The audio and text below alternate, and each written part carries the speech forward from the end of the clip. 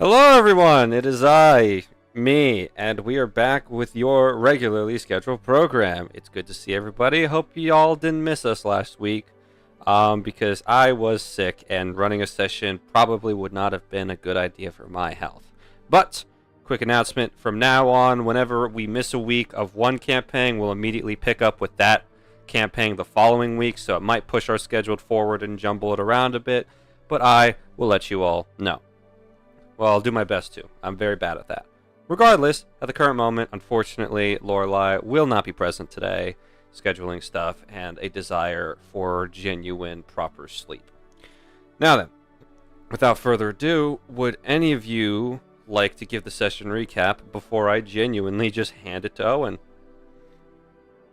You could do it Genuinely, non-genuinely. Yeah. This good. is genuinely Very do it, Zach. disingenuine. Yeah. Yeah. You lie to our faces and not respect us. I'm already playing a DM. I'm already the DM, guys. I do that on a regular Playing basis. the DM. Yeah. So, regardless, anyone before Owen gets it? Okay, Owen, floor is yours.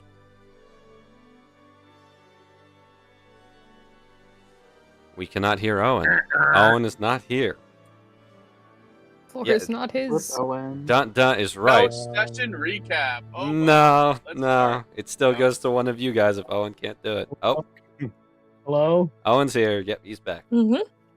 I hate everything. So we started last session continuing our battle at the banquet. We were having some fun dealing with the big iron golem and the swordswoman. The corruptor hybrid lady was just still trying to book it, if I remember correctly. Lorelei asks around for a container of water, something. Marl has a water skin that she ends up getting hands on, and she mixes her blood into the water to make like a panacea for the hybrid, the corruptor goo, whatever. Very good job, Lorelei, doing doing the wild mother's work, I suppose. But seeing, her back against the wall, the hybrid warrior cuts and runs. And Oryx gets some good damage, angering this sword woman corruptor, which it doesn't 100% work out in her favor, the sword woman's favor, because the queen comes back and immediately gets a nat 20. Good job, ma'am. But we end up coming out on top with minor deaths of the nobles. I'm pretty sure all of which was at the hand of Stromas. Everybody else ends up getting cured due to Lorelei. Good job. Some communication, some just talking with Queen Rira, King Bervol, and I think the two remaining royals that were still there. They have a thing or two to say, but Rira mentions she's met the Bandit King and remembers his striking green eyes, which does not pertain well for Lorelei's quest to find her father. Oh no. And we end up learning some stuff in regards to Lorelei and Oryx with regards to corruptors. Lorelei tells us her blood, her magic can heal corruptors, so that's good, that's fun. And Oryx no longer feels that second heartbeat in his chest, so now the corruptors can see him again, and will attack him on sight, same as anybody else. Very fun. But now that all this is done, the banquet's done, we've all chilled out. We get a day off to go do our own stuff while we, cool down from all that. Ariax and Zadriel go off to turn the Golem Corruptor Core before then turning over to the guild hall. Bo just keeps studying his medicine. Dwells just just chilling, probably pacing her room, reading. Not once does she hear the shade, though, which is interesting. The really interesting stuff comes with Marl, Oryx, and Lorelei. Marl goes to speak to who is turning out to be one of his closer friends at the guild, Tanjos, to get some information in regards to the three things. One, what just happened with the corruptors. We learn what was going on there. Is a new designation of corruptor called a parasite class. And Marl basically says, hey, if we can get our hands on a fresh sample of this before it actually gets injected into somebody, we'll hand it off to you guys to research, try to figure out, a cure without bleeding my friend dry. He asks about the constellations that they spoke about a while back before, and he learns that Prince Ario is probably the best person to try to talk to about that. Good luck, Marl. And the last thing we talk about is increasing the potency of his amulet of aggression. And to do that, he goes to find Stinky Joe's jewelry, where he gets assaulted by something called a coin catcher, and then watches as Stinky Joe stacks some gems onto his amulet, whacks it with a hammer, perfectly beautifully inset. I don't know how the hell. Neither does Marl, really. But that's all there is on his end of the spectrum. Oryx and Lorelei, they end up going for a stroll. And whereas Marl was more informative for like an outside perspective with constellations in the parasite class and the amulet and that kind of stuff, Oryx and Lorelei have a very just like calm interaction, bonding, whatever, where they talk about their thoughts on Lorelei's parentage, more bonding and conversation about their place on the team, what they want to do, where they want to go forward. And Oryx talks about, he's some worries he has about his continued loss of humanity with the corruptor aids and that such.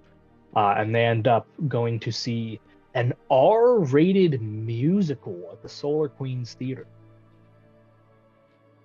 I'm still not 100% sure how a musical can be R-rated, but hey, it worked out in the end. Seemed to be interesting. And then the last thing that happens on this wonderful day off was Sagoon opening a savings account at the bank. Good for him.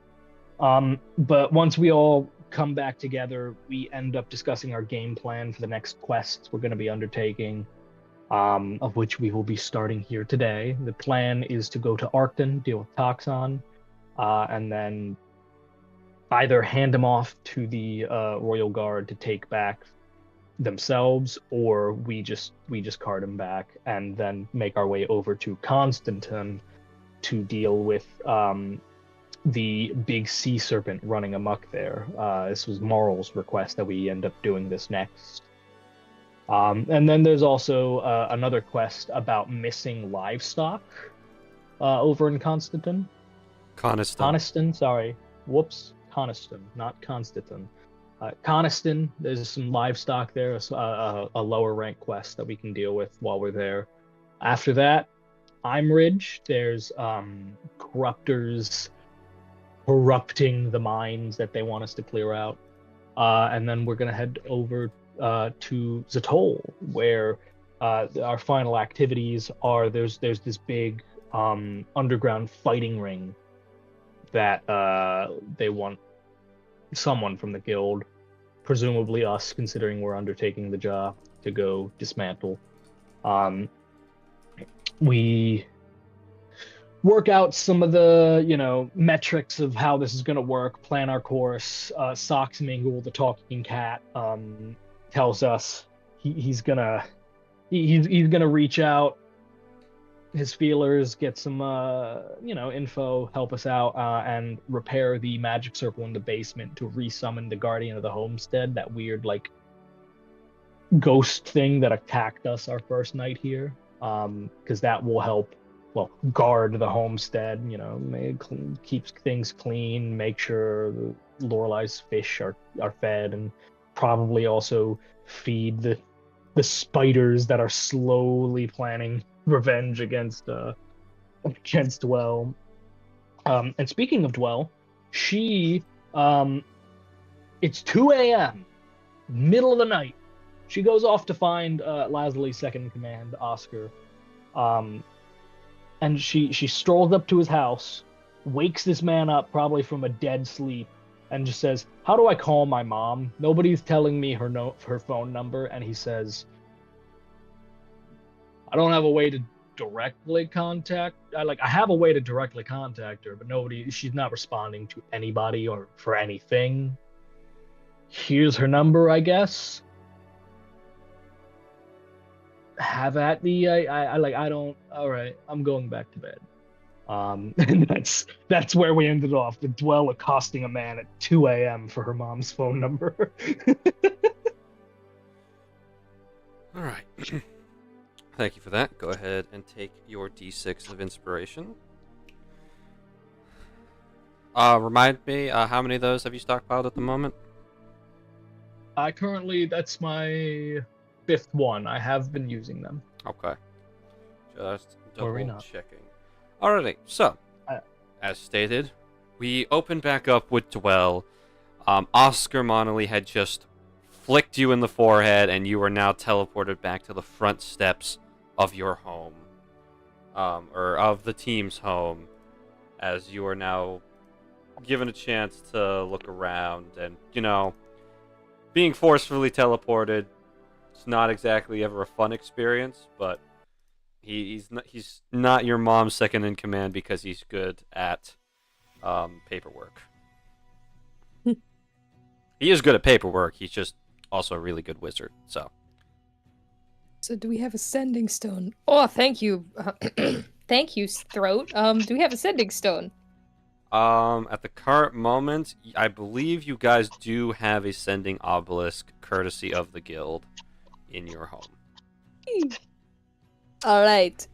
Can I fit it in Comet, or would I have to use it here? You would have to use it here. That's what I thought. All right. We're trying to call my mom. Okay. You go up to it. It's in the kitchen next to near one of the cupboards, and you punch the sending stone code in. Who did we just lose? We just lost James. Okay, he's coming back though.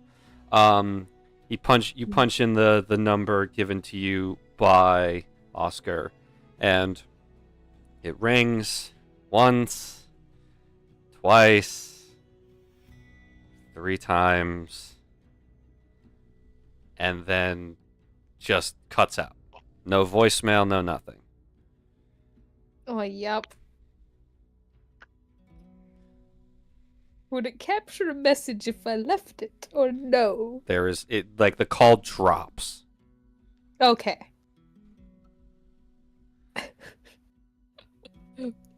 Well, assuming it does not break the sending obelisk, Dwell will kick it and probably go try to sleep. Luckily you're not that physically strong. If Oryx, Moral, Ariax, or Bo kicked it, it would probably be a problem. Dwell does not have much strength. No, yeah. But yeah, you head on to bed. You've got, I believe based on the time constraint at this point, you got about 4 hours before it's time to ship out. Gonna try and sleep. Yeah. Don't know if they do, but... Alright. Well, you drag yourself up to bed, and you slam yourself on the pillow. No spiders, at least to your knowledge. So, the morning, or the night passes without issue. Nobody has any freaky dreams.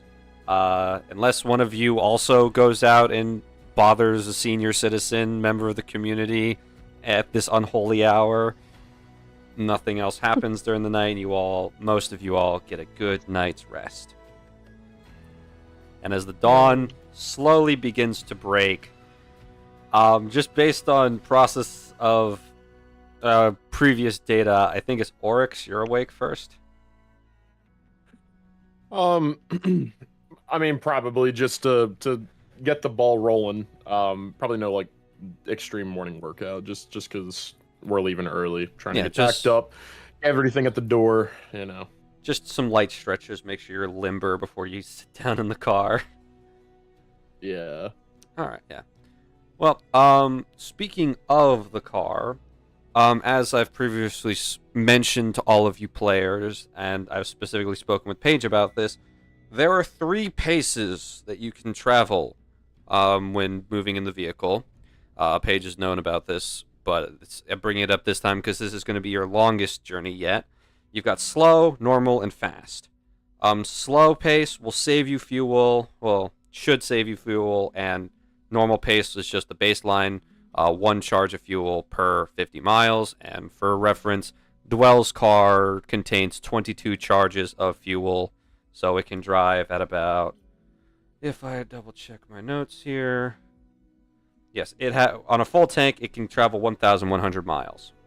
That is if you go at normal pace. Fast pace, however, is a different story.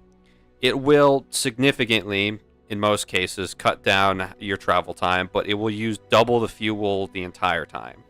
And with the distance between Dromore and Arcton, Dwell's car does not have the fuel reserves to make that possible. So, it's up to you guys. If you guys want to go purchase the necessary equipment and extra fuel to ensure that you can make the journey at the fastest pace possible, or if you're cool with going the normal pace, it is up to all of you. My vote's for regular. Yeah. Me personally. I Mhm. don't think we're really in a major rush to do this. It's more or less just here's our itinerary. So Yeah, no need to cut in our range for speed. No. yeah. Yeah. I think we all some agree. amazing with the, fuel. I think we agree with that. Okay, so you guys are gonna go the normal pace. So, luckily, in every city and town, in Yovia at least, there is a system or station that allows you to refuel, so you don't have to worry about Arcton not having a way for you guys to replenish and just stranding yourselves. But it will. So, Paige, it's going to mark off 18 charges for normal pace from here to Arcton. So go ahead and make sure you have that marked down. And yeah, okay. This journey will take 4 days. Is there any conversations or anything you guys are going to do before you ship out? Marl's gonna approach Ariax. Okay. Me? Yes, you. Hey, Ariax. Yeah. What is it? This is a bad time. I'm tired. No, it's just trying to prepare everything as well as the food. He just eyes Zadriel. Zadriel has his own little backpack, and he's packing that shit full of jerky. That's all he needs. It's all he has. I'm trying to teach him how to pack it properly, but he just jams it in every time. Fair enough. I've been. You're out of everyone here, you're probably the best known, best suited for big creatures and stuff. You know about that? I mean, you got. I guess you could say that. Yeah, I know my animals, if you want to call it that, but I'm not I'll be honest, I wasn't really known for killing big old monsters. I'm not an expert in that. You don't. It's not that you have to kill them. You just. I've been thinking ever since I brought up the whole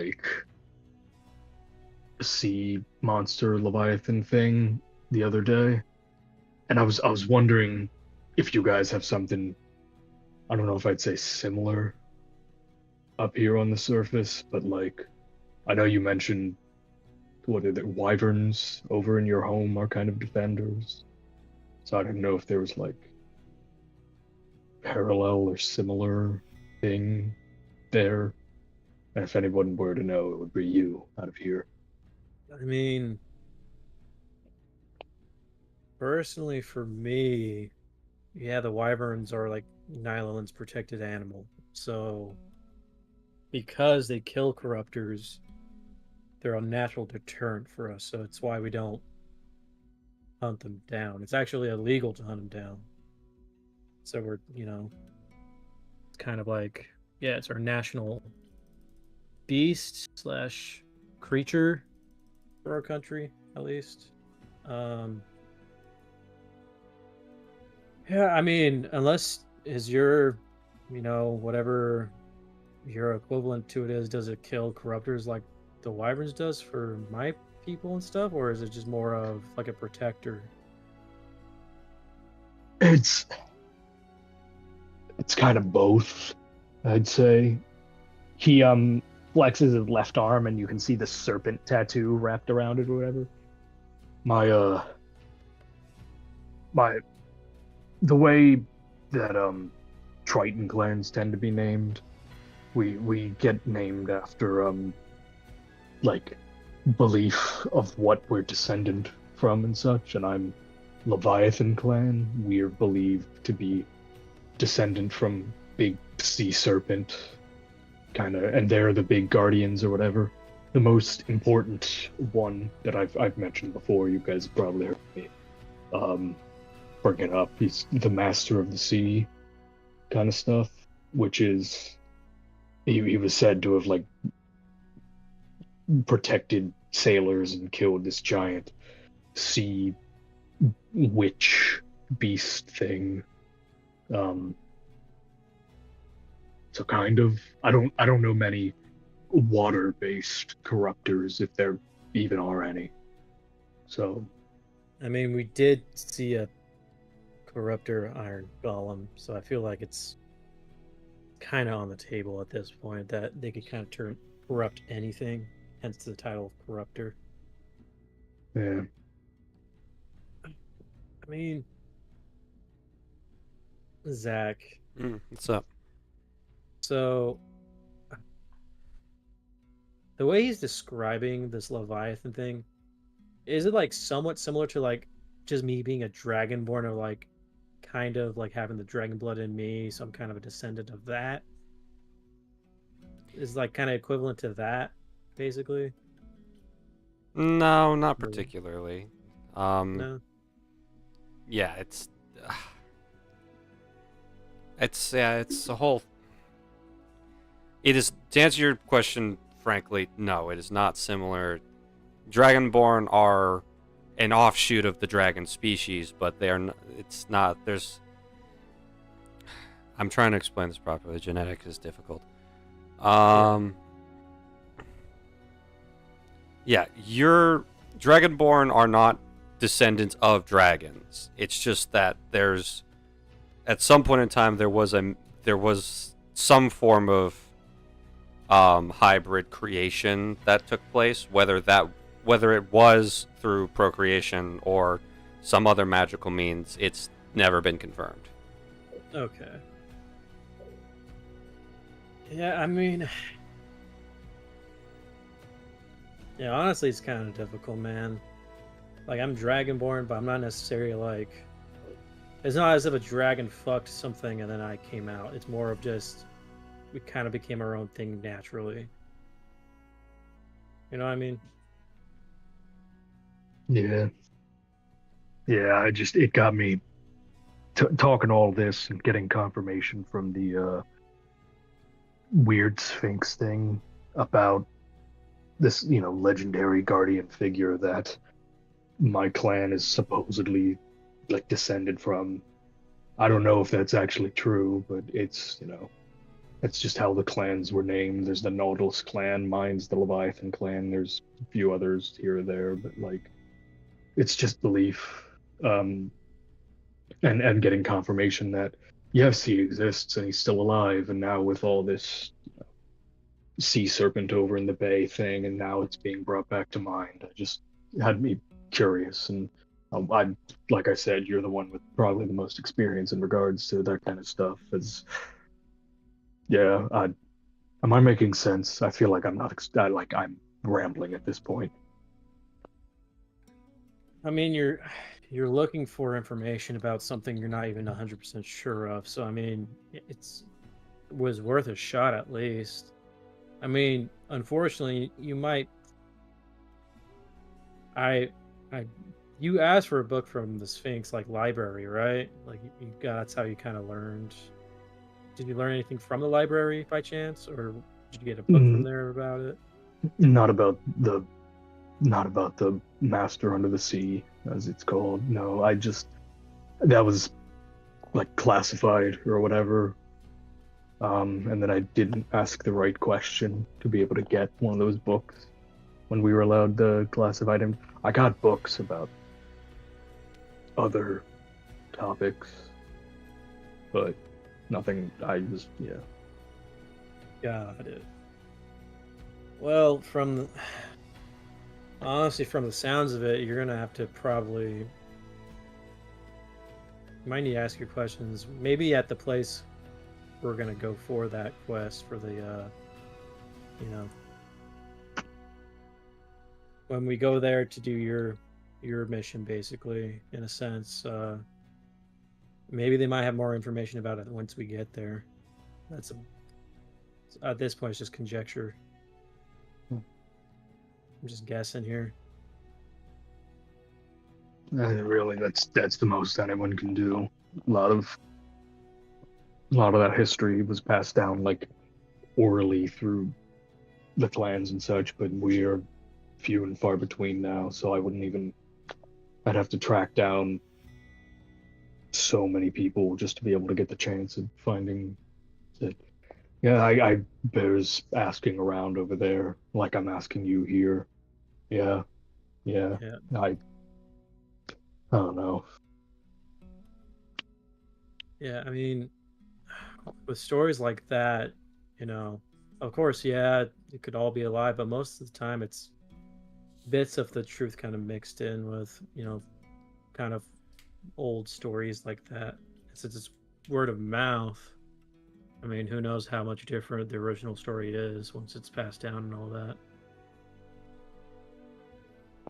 But, I mean, like I said, I think once we get to that town and start asking questions about it, I mean, someone's bound to have been researching it before before the mission was like on the board. Because it sounds like it's been happening long enough to where it's a problem now for these people. So hopefully someone has some foundation of information we can gain to learn more about it. Yeah, I'm just worried. Like the conversation yesterday, Oryx saying like I know we may have to like put it down, kill it if it is corrupted or yada yada, but like it's like I don't know how to put it in words. I'm not emotions. I'm not good with emotions. I'm not emotions.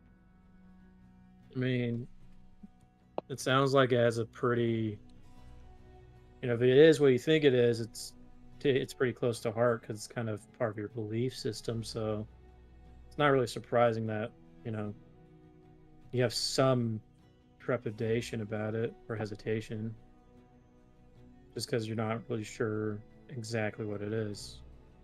Because it could totally just be something different, and then you see it and it's like, oh, kill it. Just straight up without, no problem. Yeah, it's just Thanks for trying to answer my questions. I'll let you. He looks over at Zadriel and him keep getting backed up. Will do. Zadriel, you can't put the jerky has to be vertical. Do not do it horizontal. He's like vertical. You fit more. He's kind of just at this point. He's closed the backpack and he's just jumping on top of it to try and get it to fully shut. Oh my goodness, dude! We need to work on your packing skills. All right, this is ridiculous. Come on, man. Do an alternating lattice. It ends up filling any gaps in space just a little bit better from mislengthened slices and such. So Ezreal stops. He opens up his bag, takes 4 giant pawfuls of jerky and just eats them right there, and then the backpack can close.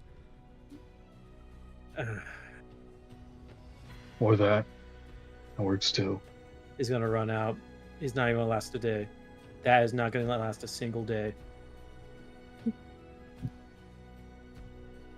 He puts on his backpack and he just kind of stares at you like he's now rushing you to get packed. Did you? I had my ship packed so long ago. He's like kneeling in a pile in the corner. I don't own a lot of things. Did you buy him that backpack, or I don't ask questions anymore. He won poker against Kingston. I don't ask any more questions. I just accept things as they are. I guess I'll stop asking questions as well. He's his own dragon. All right. I can't do much. Yeah, I'll see you in the car. All right. Okay. All right. So, Marl, you go grab your shit and start loading that. Is there anyone else who wants to do anything or talk to anyone? Big Dwell, looking like shit, approaches Bo. What's up? Could you drive? Yeah, I'm always open to driving. You This day, all right? I mean, I'll do the evening. Yeah, sure. That doesn't bother me. Mhm. You good? I'm fine.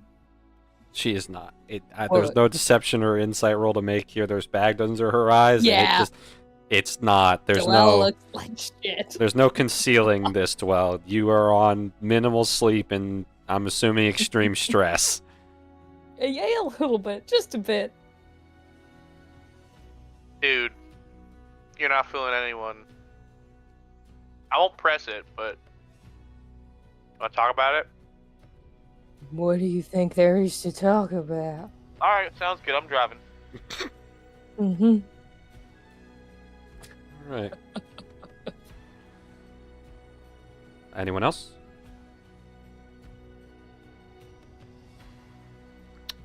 Okay. So, Lorelei had dragged herself out of bed and just kind of put her stuff in the back and then just plopped down in a seat.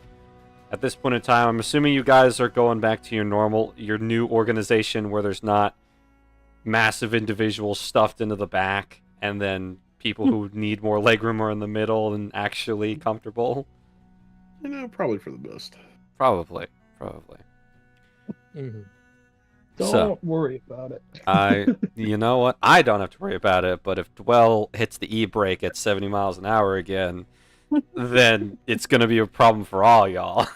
The goon's gonna be folded like a pretzel again, and we won't be able to undo it. No, he's sitting in the back seat now. He's sitting behind Marl. He's gonna get flattened. He's gonna get flattened. Yeah, he's gonna get flattened from the G-force. All right. So, you guys pile into the car. Bo, you take the wheel, and Dwell, you plop into the passenger seat just immediately. I'm assuming falling asleep, or is you trying to? They're trying their best to stay awake. Just trying to stay awake till you Probably get on the road. Really struggling, but. And you guys, I'm assuming, head off, unless there's any words of encouragement or support anyone would like to say before you all embark on this voyage across the lands. So, Goon, did you use the bathroom? Yeah, I made sure to go twice before we left. All right, good. All right, we're good to go then. Everyone's got everything? Hey, seatbelts. How much did you drink that you needed to go twice? Don't ask. It was a late night at the pub last night. You were at the pub.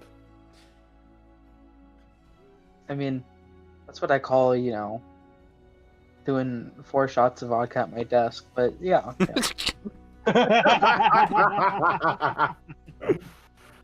Oh yes, Wow. the pub.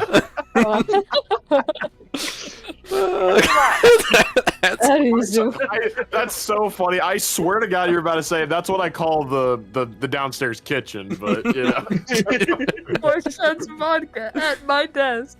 Yeah, my desk in my room, alone. Well, I had to prepare for like days in the car with Dwell some way. Hey, All what do you right. mean by that? nothing. He means nothing. Everything's fine. All right, everyone's got everything. Everyone, no one needs to do anything else. We're good to go. Again, we're gonna be Yeah. gone for a while, so. I think we're all good. I think.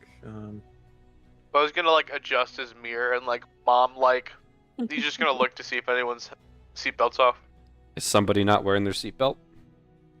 Marl's learned his lesson. He's got a seatbelt on. Good. he got a concussion. All right, he's Yeah, he'll adjust the mirror, look sternly, and be like, "All right, let's go."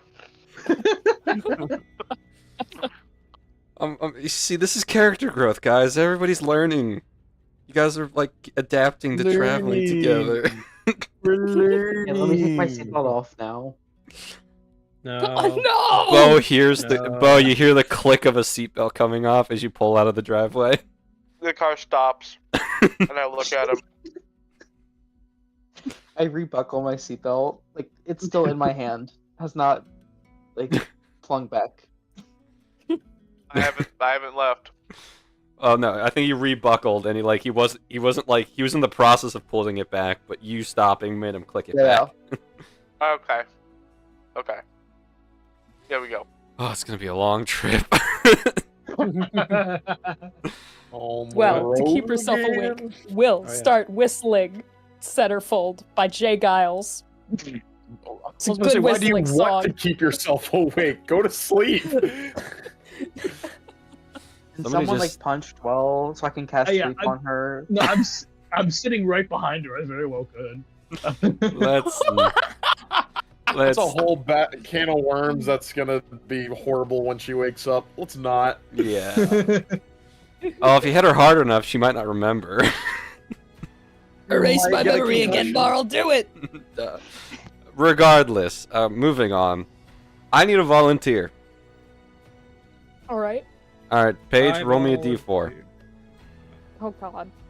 Okay. Is it the weather? Maybe. Or if we're gonna Is run it into the bandits. weather? Maybe. 1. It is Oh, a clear. well. It's Sorry, clear that was- skies today. It was the It's weather. the weather. Idiot. Yes, it is a clear and beautiful day. No, not a cloud in the sky as you guys all set off on your journey south towards Arcton. So, I need another volunteer. I'll do it. Roll me a d10. Is it an interaction? For... Sharknado happens. Okay. Alrighty. Okay. You guys start pulling out of the city and driving along. The gates open, and now you're once again on the road towards the south. You're gonna have to cross a bridge, but ultimately it's a very straight shot to Arcton.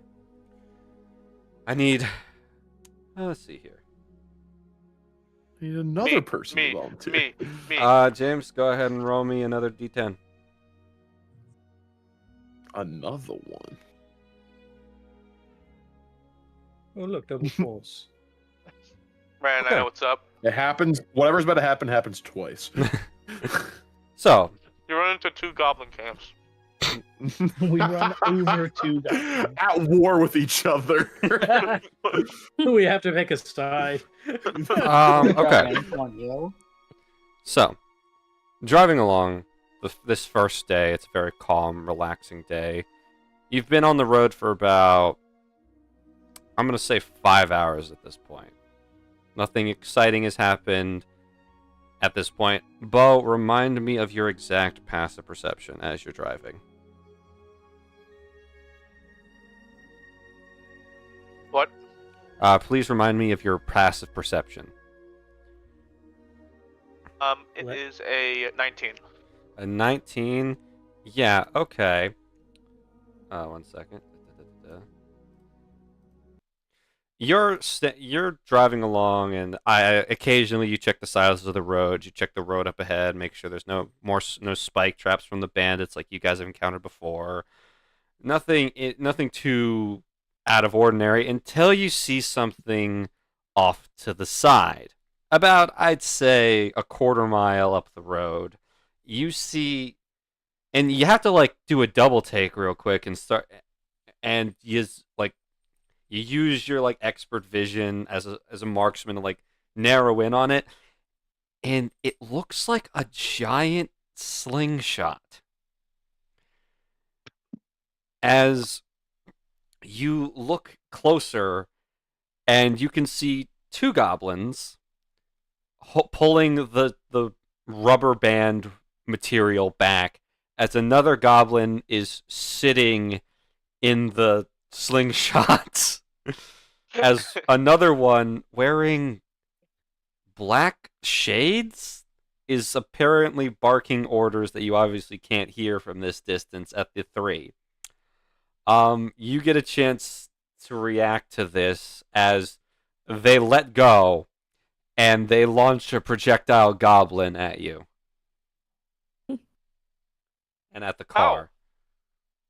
I will swerve to the left. Okay. Go ahead and roll me dexterity as you do this, and just flat dex. Flat dex. 16. All right. So the goblin has disadvantage to hit the car. Let's see if the goblin slingshot maneuver works out. What is the car's AC? The car's AC is 18. AC is... Oh, go ahead, babe. Oh. No, I had gotten it on the page. I was about to say it, and I realized I did not have the thing up anymore somehow. Yeah. It's 18, Whoops. but if it's 17 while motionless. But you're in motion, so it's 18 right now. So, okay. Yeah, all right. So, all of you who are in the car watch as are just minding your own business. Then suddenly, a swerve to the left, a sharp turn as the car slides to the edge of the road. And then, okay, the people sitting there, Marl, Sagoon, and Dwell, as you guys are like waking up or like becoming aware of the situation, a goblin flies past the window, and you hear it screech as it like as it goes by. Sagoon, it makes eye contact with you, and it like shows its dagger to you. And like does like the sliding across the neck motion in slow motion as it passes by, and then it just keeps zooming past, and it hits a tree, and he gets knocked out on the spot. So that's fun, but it's now an option here as Bo. You see them loading up for another shot. What are they doing to my car? Projectile goblins. I'm not kidding. What? No, Fucking what? Look. Okay. My knee. I hurt my knee when you turned like that. Damn it! Ow. I'm sorry. Well, we got. Oh, you have us covered. Well, I avoided the first one. I think I'll just try to do the same thing when the second one comes. They can't really adjust the flat pattern once they start, and I don't think they've thought that far ahead. So. I need everybody to roll me perception as you guys start looking towards where the goblins are being fired from. Reception. Dirty 20. Oh, that's a nat 20 from Bo. It's not an advantage. It's 18. Sorry. Yeah, all good. Just an 18. 6. Okay, yeah, all of you pass. You guys can see now that there's another goblin slingshot being aimed at you. As they all are there's a total of 5 goblins remaining, as 2 more goblins are being prepared to shoot at you. So you guys, We're gonna do it again. what do you do, This is Bo? what- Oh, we better not hit. Oh, what's up, Ryan? I was about to say, just Eric's is just like, hey, does the back windows open at all, or am I just They just do. watching this? Yeah, Bo will like spread his fingers out in like 5 points and press all of them at the same time. All the windows, or 5 windows roll down. Right. Who can shoot? Someone can take my gun. I'll take it. Or Hanabi makes a noise that sounds like a you know those buzzers when you get something wrong in a game show. oh, That's the oh. noise it makes at the cut when you try to hand it to Dwell. never mind. Well, just put do your hand you- on the wheel. Do you? What? Yeah, I was about to say. Yeah, I think that's a better choice. Yeah. No offense, Joel. I'm gonna go for the one on the left. You can get the one on the right. Yep. Got it. Okay, so at the current moment, the car is in a straight line. So basically, what's going to happen is Bo and Ariax, you're going to roll the hit, and the 2 goblins firing are going to roll the hit. And so we're going to do a contested roll here. So I'm gonna roll mine first against Bo. All right, Bo, you have to beat a 19. Brother. Okay. Oh God. I'm gonna use a grip point to have advantage on this. Okay. I think it's Garrett knows. It's one of the shots. It's, Violent shot. I forget the name. Violent. Yeah. Nope, that is No. violent that's- shot is not. No, not No, violent shot. I have the Steady one that or, makes, like- that gives me, Steady shot or something. Penny game? No, steady aim is a rogue thing. Which he is. feature. But he's I not am. using that. I He's am. using grip points. Well, I guess I could use steady. I'm not moving. Right? Technically, I was you gonna are say, not yeah, actively you don't Yeah. even have to. I'll just use yeah. steady aim. All right, so Alright. advantage. 20. Nice. Of Wait, Can you course. wait, roll again Yeah, to let me crit finish. fish? You would have, no matter what, you would have won. Okay. Oh my goodness. Listen, Alrighty. listen. So This goblin is not knocked out. This goblin's fucking dead. Now it becomes fireworks of blood and viscera. yeah. So Working on my I'm car. gonna also make. Has it been launched yet, or is it yet to be launched? oh, it's mid-launch when you hit it. Oh, okay. Oh no! Bo, with expert skill, you watch as one goblin starts flying towards the car. You take aim and pull the trigger, and there's a loud bang as the blunderbuss shot collides with the goblin's chest, leaving a sizable hole straight through the center. The goblin dies before it even hits the ground, as you all drive past it as it's face planted into the ground as a goblin pancake. On Ariax. Ariax, you must beat... Oh, not too bad. A 16. I think just in case, because I have to imagine I'm gonna have to use a ranged weapon. I can't. You are going to have to use a bow. Yeah. So, if you'll allow it, bonus action Zephyr Strike, and just give myself advantage. I'm not- You Just know in what? That's case. fine. It's Bo did it, so you can do it as well. Okay. Freaking. Let's see it. Wow. Dude, hey, Bo. Me Is and that, you, wait, buddy. is that a nat 20? Me and you, buddy. Yeah, that's a nat 20. Oh Wait. my Yeah. gosh. We had the Ryan. We had the double fours, Ryan. We Yeah. had nat 20. Now with bro, the nat 20s, dude. we're just on one fucking... today. I'm feeling you, bro. You feeling me, dog? I'm feeling you, dog. So again, Ariax, it's been a quick minute since you've used your bow, but it's like muscle memory. You draw back the arrow, call upon the arcane powers of the wind, and let it fly.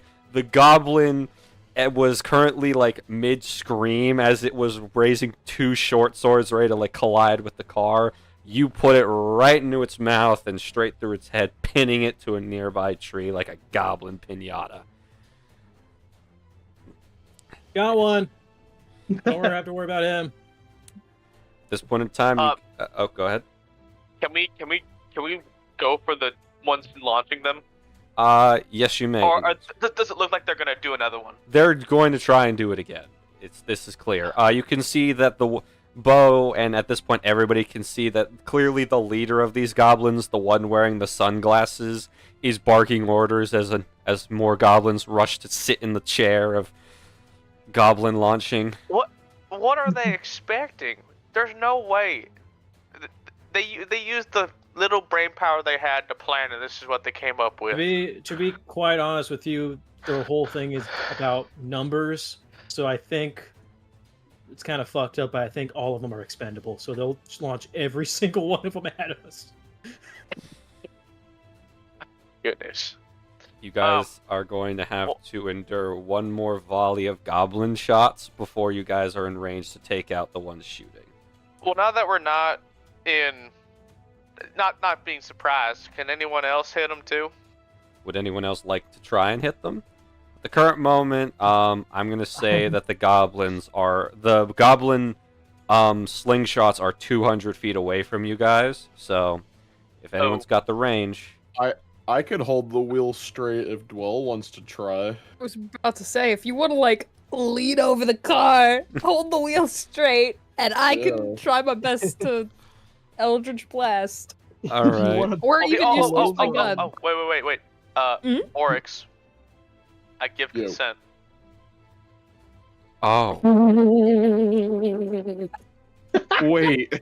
Wait. Right in the front seat. Oh God! Honestly, he like looks up. Play. Bo, are you sure? Alright. I don't think I've never done this before. I'm putting it in cruise control. You just gotta hold the wheel straight. Okay. He snaps and he'll use a charge. Bo and Oryx switch places, and Oryx, you're in the front seat now. You like immediately grab onto the wheel. Are you proficient? I'm like gripping it. Are you proficient in land vehicles? No. Alrighty, this is okay. So, Oryx, listen. Relax. So, Spin Oryx, the wheel to the left, go left. Spin the wheel to the right, go right. But just hold it in the middle. You got it. go ahead. I'm just holding it in the middle.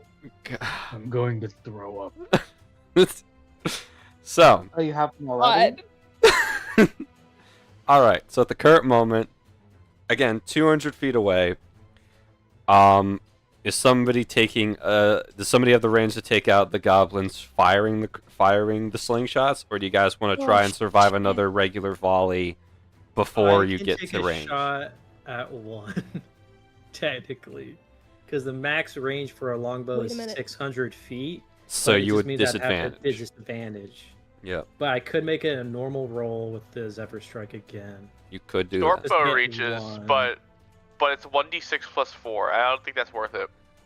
I Probably not. can expend one of my witch bolts in my gun and double the range. But I don't think that would even do it. I don't think I have anything with the range, unfortunately, right now. Ugh. But I'll still do it. So Wait. Ariax is so Bo. You don't have to because you have the features. So Ariax has to roll with disadvantage, and Bo, you got to roll your short bow, and you're aiming. Are you both aiming for the leader goblin, or are you just aiming for the ones pulling back the rubber bands? Well, I was gonna say rubber band, and then we only have to hit one of them. Yeah, Like, I was thinking rubber band too. Yeah. Yeah. Okay. And if they're actively pulling it back, we just have to hit one of them, and then the other one's just gonna make him fly sideways. So. Okay. So both of you are taking aim at separate ones just to divide, so you can both take out both slingshots. Yep. Okay. Yeah. Lied. And I I'll have do one more the guiding bolt. Zephyr Strike thing to make it just a normal roll rather Okay. than just Bo disadvantage. and Ariax, make me a roll to hit. Zach, Oh, I oh. lied. I have one more guiding bolt as well. Does it have the range? Yes, it would if I doubled it. So are you going to be aiming for... So Bo and Ariax are aiming for the goblin shooting the things. Are you going to aim for the leader goblin, or what's the plan here? Well, if they're aiming for the rubber bands, Dwell's probably got her eyes on the prize. Leader. Okay. So, all three of you roll to hit. Doing steady aim again. So. Okay. 26 will hit. Oh, not that great. 13 will still hit because they are goblins. Oh, this is so sad. 14 will hit because they are goblins. So, all of you roll me damage. And then Zephyr Strike does activate, so I do get additional damage. Yep. Thankfully.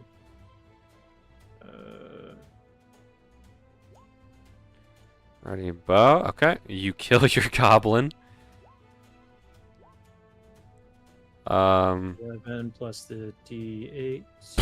Oh my gosh. Oh, never mind. Yeah, no, it was sneak attack. 12. Oh yeah, that does it. That's just enough. Okay.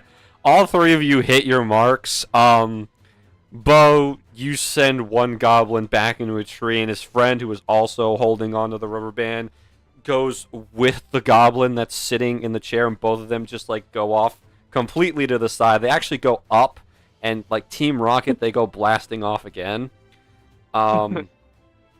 Ariax, you pin both of the goblin and the rubber band down, so the slingshot just kind of like snaps back out of the ground and hits them, disabling it. Dwell, you just kind of, there's just kind of a large, brilliant beam of light from your revolver, and it just incinerates the leader goblin. Oh. And you did so much of his health. He's just, and he just crumbles to the ground in a pile of ashes, just his equipment and the sunglasses sitting on top of the ash pile. As the rest of the goblins see that their plan has been completely thwarted and their leader dead, they book it out of there, not wanting the smoke, leaving all of their stuff behind. Immediately after the short bow shot, Bo just screams, "Consent!" Yeah, immediately swap back. Yeah, luckily, since Oryx just had to go in a straight line, I'm not gonna make you have to roll anything. If I didn't put it in cruise control and he had to use the pedals too, Oh yeah, would he have had to? Oh yes, definitely. Okay, good, you're good. Okay. I'm pretty sure I would have made him roll to figure out which was the break and which was the. No, God! Oryx, roll a D2. Yeah, Oryx roll Yeah, a D2. real. Guess which is break and which is what's it called? Mm-hmm. I'm completely blanking. Accelerate. Accelerator, yeah. So, are you guys gonna stop and see what the goblins dropped, or are you guys just gonna zoom on by? I think we've learned our lesson in the past of stopping. As much as Bo would kill to get one of those giant slingshots. I mean, the goblins ran off, so it's up to you guys. Oh, I how think we're big? good, too. How big is the slingshot? The slingshot's about 3 feet tall. That's Is it manageable. perfect Zadriel size? It genuinely is. Beautiful. Would there be room in the car to put those slingshot? There would be God. room in the car. Zadriel will just be a little uncomfortable. No, it's okay. It's okay. I won't make him do that. I'm assuming we're gonna get Bo, more stuff. can you fit it in your bag of holding? You can do that. All right, I take both of them. That would be the most menacing thing to see is a hippo person setting up, being like, "No, look what he's doing." Pulls out a 3-foot slingshot, being like, "What the fuck is he doing?" I'm gonna Looney Tune some people, bro. It's gonna be sick. You guys park the car. Hold this. You park the car and you grab the 2 giant slingshots and stuff them in. You look at the goblins, like there's some rusty daggers left behind. Honestly, there's nothing truly of note except Dwell. Those sunglasses should have been incinerated along with the goblin, but they're not. I will gladly take a pair of sunglasses. These sunglasses give you +1 to intimidation when you're wearing them. Oh! Mm. Mm. Mhm. Mm. That's how he became leader. He was no smarter. He just had sunglasses and made them scared. He was genuinely a normal goblin. He just was wearing sunglasses. I have a great plan. We're gonna launch ourselves at these motherfuckers. Sit down, guys, and listen to my amazing fucking plan. I got It's this. foolproof. Moral or Oryx, you two are the strongest. You guys get to pull it back. It's gonna be great. All right, so after that little excursion, you guys pile back into the car, and you ship out once again.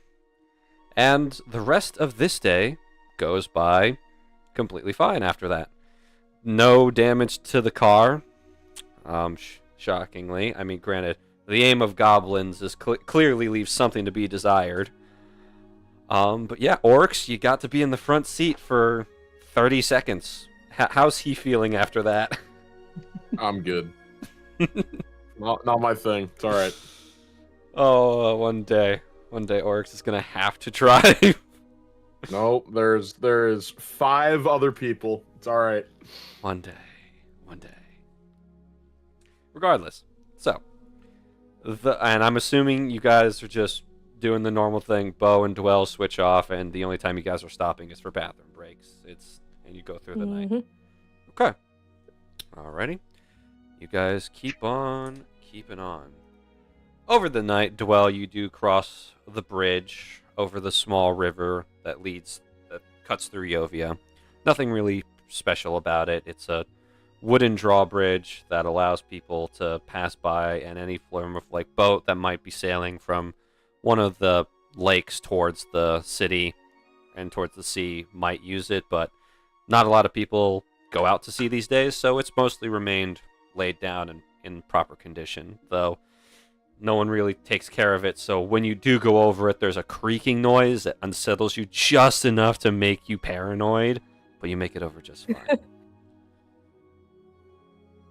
Any conversations as the night goes on, or are you all just resting and relaxing as best you can? So that was weird. Weirder things have happened on the road, haven't they? Yeah, goblins are kind of... I don't want to be mean. They're really dumb. I don't think that's mean. I think that's just a fact. Yeah, they did fire themselves as slingshot ammo at us, so yes. And they didn't think about what would happen if they, hit our vehicle. If it wasn't for actually being in danger, I might have lost it right there and started dying of laughter, but that was definitely a way to go about a raid. Yeah. I will say, great aim. Very good aim. For us, at least. Oh, yeah. Yeah, I don't know, I think it's kind of poetic how much we just diffed those goblins compared to the past times we have as a party when we travel. I think it's cool. I feel like we're getting stronger. Mm-hmm. It was literally just you two. I mean, Hey. Dwell kind of immediately kind of evaporated one of them. Guess it was the boss. Mm-hmm. And why are you wearing shades at night? Aren't you driving too? I'm fine. I can see just fine. Dwell pushes them into their hair. We are going to die one of these days. Not by my hand. No, probably by your hand, because the last accident we got was your fault. Oryx, you drove great. Do you want to do it again? I held the wheel in a straight line. I don't think that really equates to that. Alright, Yeah, you which did pedal is the great. brake and which one's the accelerate? Well, I've never seen a vehicle until I got to draw more. I don't know why you expect me to know this. Yeah, I don't think we should let him drive again. I don't even think he knew there was pedals. Mm-hmm. Either way, I could have tried that. you may do in a pinch. Oh my god, it was raining. Thanks. Now, does it only work if you stab, or like if you're to give that to somebody else, could they do it? What do you mean? The consent thing. Oh.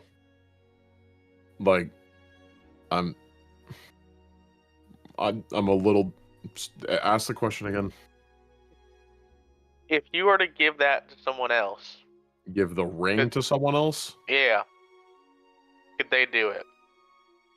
I mean, yeah, it's a, it's an attunement thing, like a. Oh, yeah, you attune. You got to attune. Yeah. Okay. I was gonna say there probably was a better option to drive, but you have the teleportation. So I didn't know. It was a good idea. Yeah. I didn't know how easy it would be to have someone else do it, but attunement is a little bit. I mean, I don't want to. I'm kind of terrified to mention it, but do you think someone else should learn how to drive just in case? I don't think it would hurt, you know. I'm a good teacher.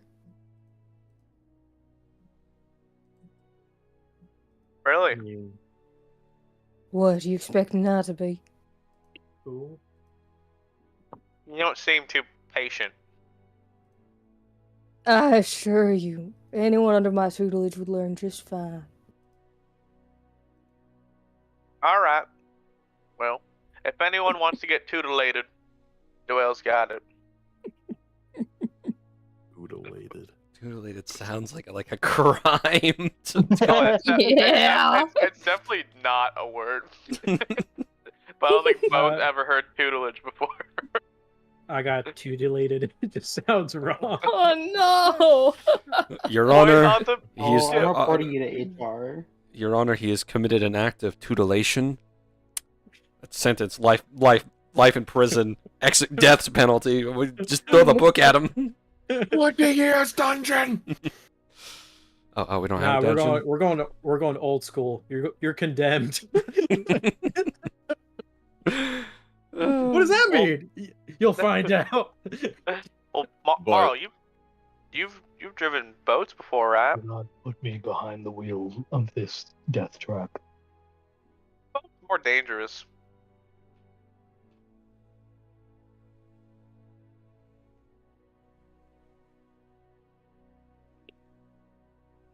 Say that one more time, James. Oh, whoops.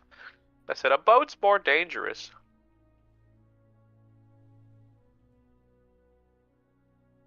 Did Owen die?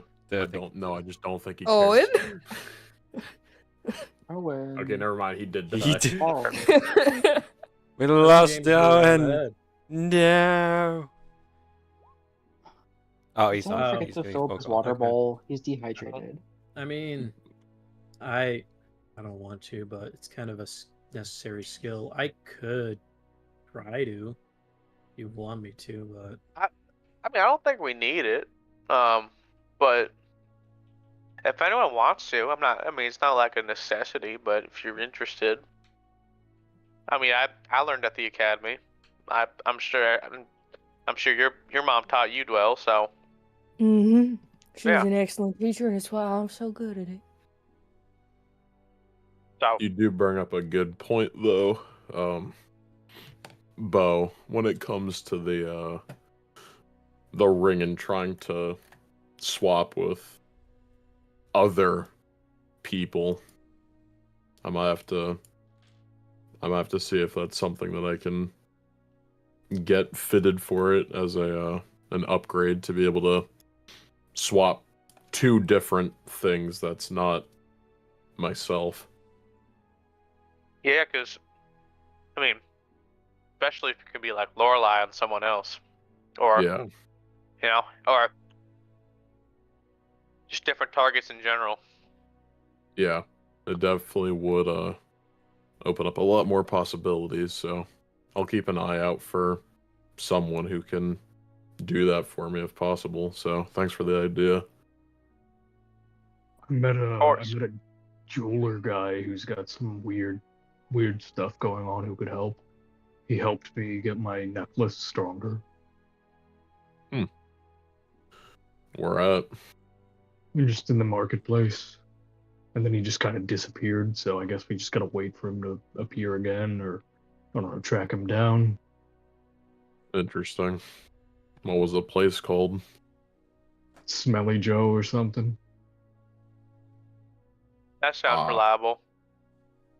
I don't That know, sounds kind of familiar. he did decent enough work.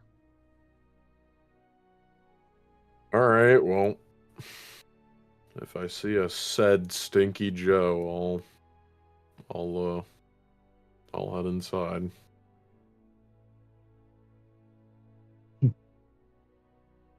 Be warned, he's got this like weird fluff ball thing that will attack you to try to like, I don't know. He called it like a gold smeller or a gold catcher or something. Like, I don't know what it did, but it was weird. It sounds more and more like a scam. No, he did fine. And like he holds up the amulet that now has like the 2 gems on it.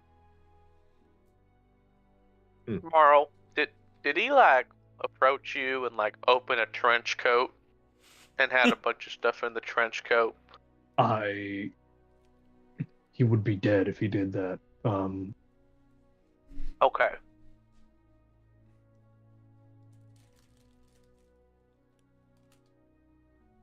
Might not be a scam. But it's also on a lighter note, I suppose, with us doing all these activities. I'm sure we'll find more tools and stuff like that to help us on our future journeys if we're stopping at 4 different towns and cities with a bunch of cults and, you know, just whatever the like. I'm sure we'll find more things to, you know, up our arsenal a bit. Yeah. I want to find more materials so I can just upgrade what I got. Like the one guy from the thing. Yeah, very eloquent, Moral. Tell you what, I've been saving up from our jobs here and there. I got decent coin to spend here. Maybe could get a good new tool. Yeah, I've got a few as well, so maybe if there's a magic shop somewhere, we can definitely take a peek. Speaking of which, there is... Which? You speak what you want, man. That's how it be. Spoke it into existence. Yep. Right. As you guys are driving along, Dwell, as you've taken off the shades, you can now see clearly. And in the distance, in the light, you see a little flashing, multicolored sign on the side of the road that says, in neon letters, Oddities and Rarities Shop. And you see beneath it is a teeny little wooden stall. There's a curiosity shop. Anyone interested? Wow. Yeah. Okay. As we were talking about it, that's convenient. At I midnight? don't know. Seems a little cursed to me. What do you mean? What? We were just talking about it. Awfully convenient, don't you think? Are you suggesting that someone's listening in on our conversations? Maybe. So Like a higher form deity or, you know, someone who's controlling our every movements and whatnot. Hey, That seems a little weird, Orcs, buddy, Well, you want to stop getting meta here? In a very existential moment. Shuts up. All Hey, right. Orcs. Listen, Zach here, Orcs. This is your show. This is your guys' show, not mine. Stop dragging me into it. Stick to the script. Scripted. Follow the script for their viewing pleasure. Did Zach just directly talk to Oryx? Listen here, you little shit. Here, fucker. You say what you need to say when you say it. Stay in line. You're not the meta one here.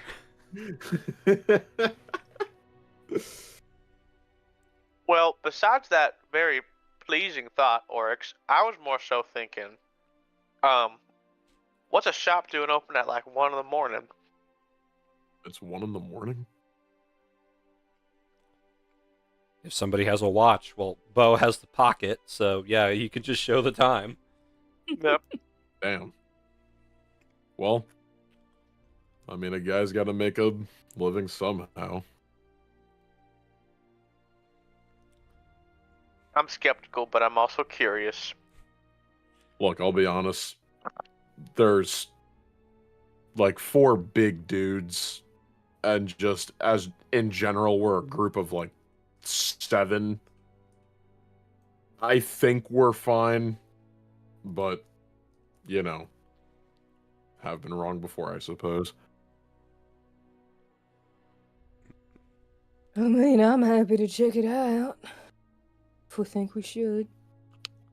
Call me curious at the very least. I just want to see what's up. But if we think it's a bad idea, we don't have to. Nah, it's fine. Let's do it.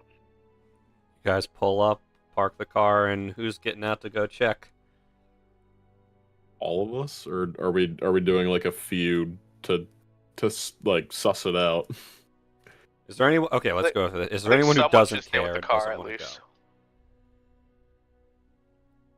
go? Marl will chill back with the car. Okay. You guys can call him over if there's anything that you think might interest him. Sagoon, jingle jingle, there might be trinkets. I was already coming. All right, so everybody except Marl steps out of the car, and you guys slowly make your way over to the front of the wooden stall, where there is just a person face down on the desk, and it doesn't look like they're breathing. It's a tiefling woman with blue skin, and she just is completely just motionless, and you can't, from a first glance, there's no breathing. Can Bo roll? Bo's seen many crime scenes in the Force. Can I roll to see if they're actually dead, or if I could see other like evidence of? You can go ahead and Foul roll me play. investigation. Okay. I've seen many a dead body. He's creative. 11. You kind of poke the woman, and there's no response, and she does feel a little cold. Ew. Uh-oh. She Um, dead? Can I check for a pulse? As you like reach to check for a pulse, the woman grabs your wrists, sits up, and just shouts, "Boo!" What the fuck? Why would you do that? She begins bursting out laughing. She lets go of your wrist, Bo, and she nearly falls out of her chair laughing her ass off. It gets them every time. Oh, well, I got most of you anyways. How did you become cold? Oh, I'm not wearing a jacket, as I present to all of you. This lovely lady is now presented before you, and I'll show her to our lovely viewers.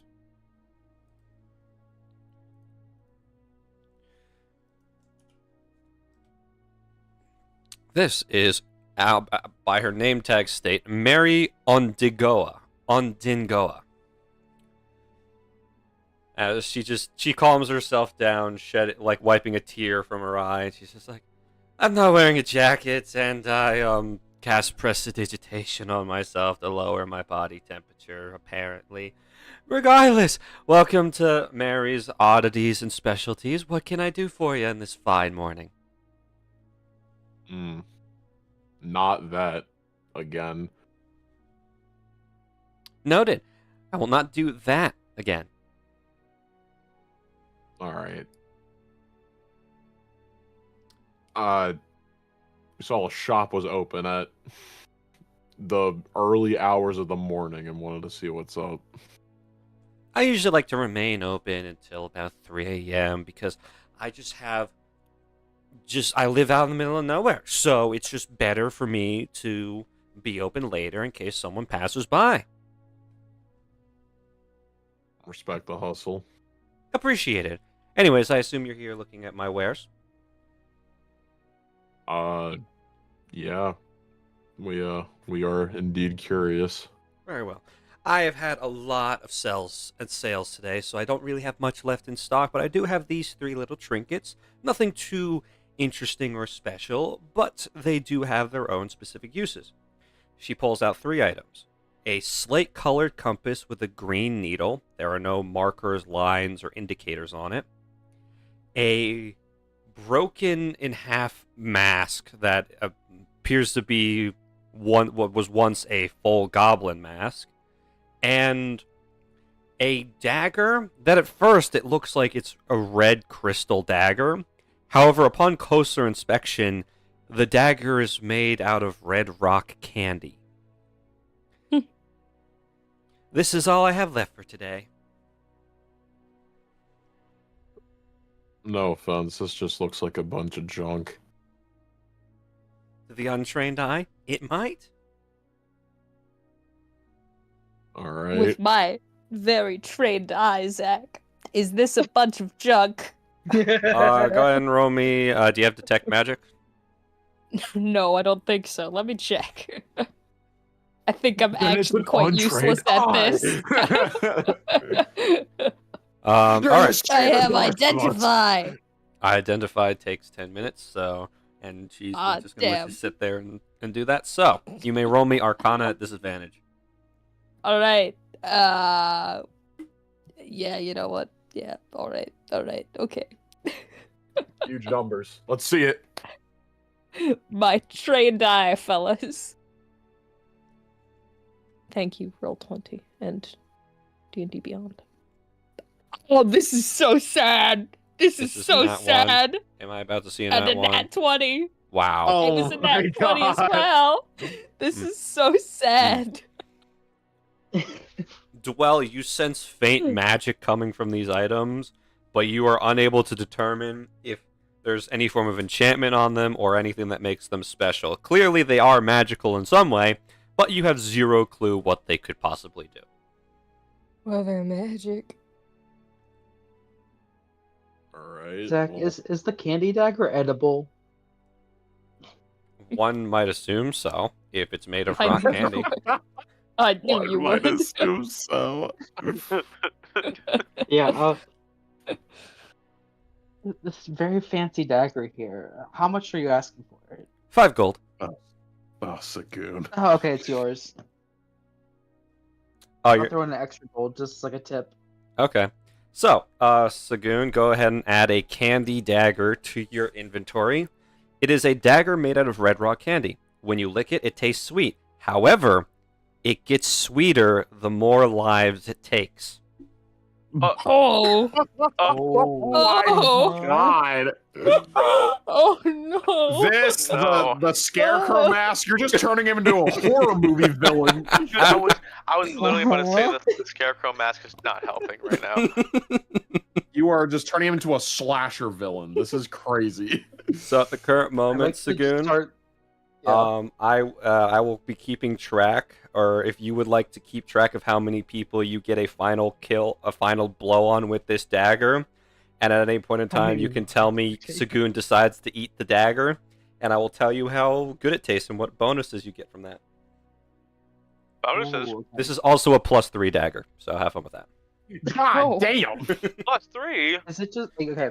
When I eat it, does it get consumed, or is it like I lick like a lollipop? and It's then, like licking a lollipop. like- So you can taste okay, test it, okay. but so a little spoiler, there will be special effects depending on how many people you kill with this dagger. Oh my Good god. God.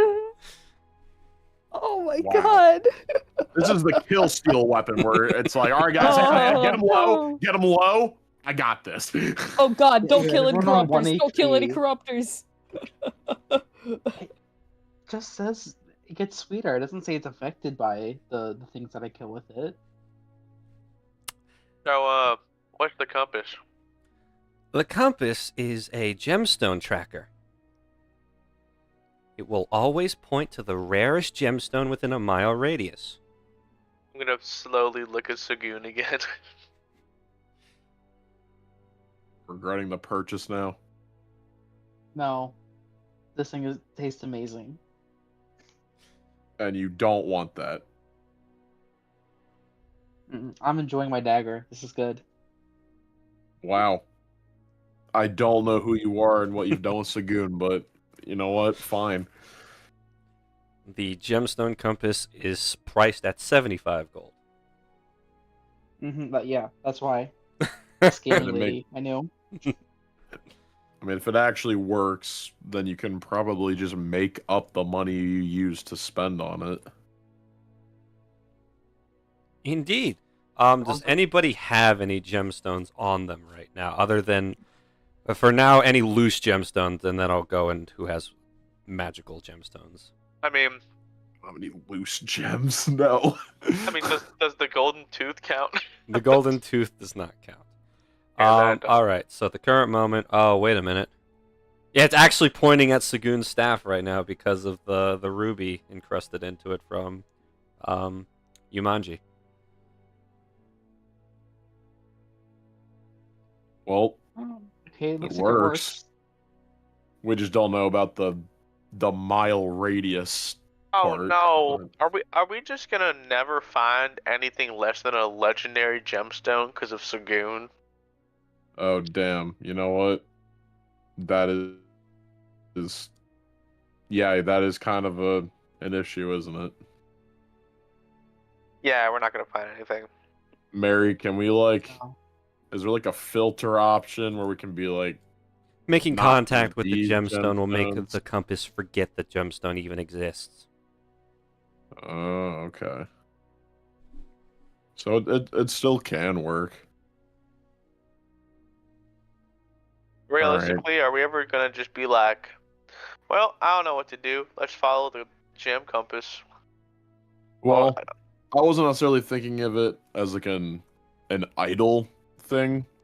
I was more or less looking at it as a business thing, not business. You know, if one of our guild tasks is to, I don't know, go find like a gem thief that robbed a jeweler, you know? I mean, Yeah. that could be helpful, or I don't know.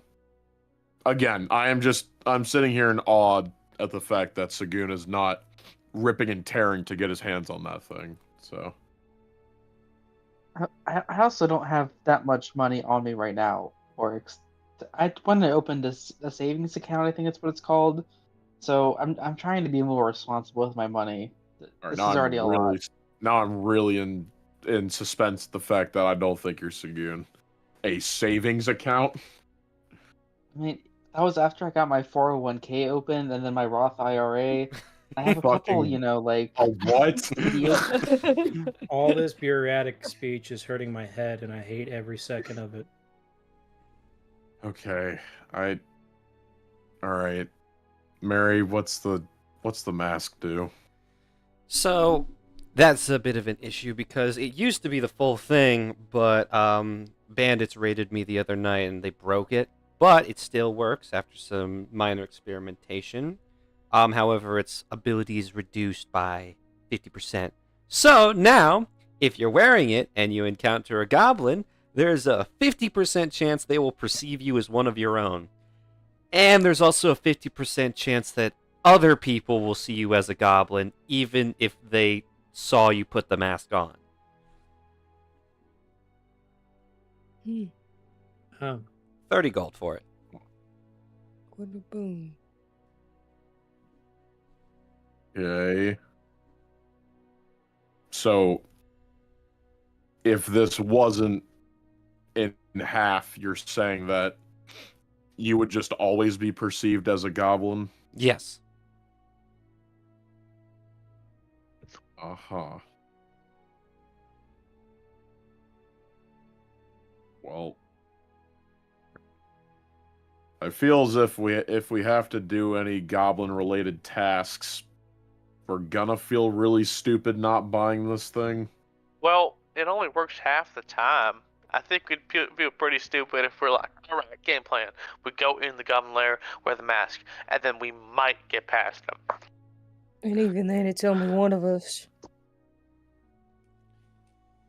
Well, if one of you Right. is into gambling, I would recommend it. All right, it just seems like this is a targeted store for a certain Genasi who just does not care. Is this also like a test? I know we were in that like one. No, dungeon this isn't a called test.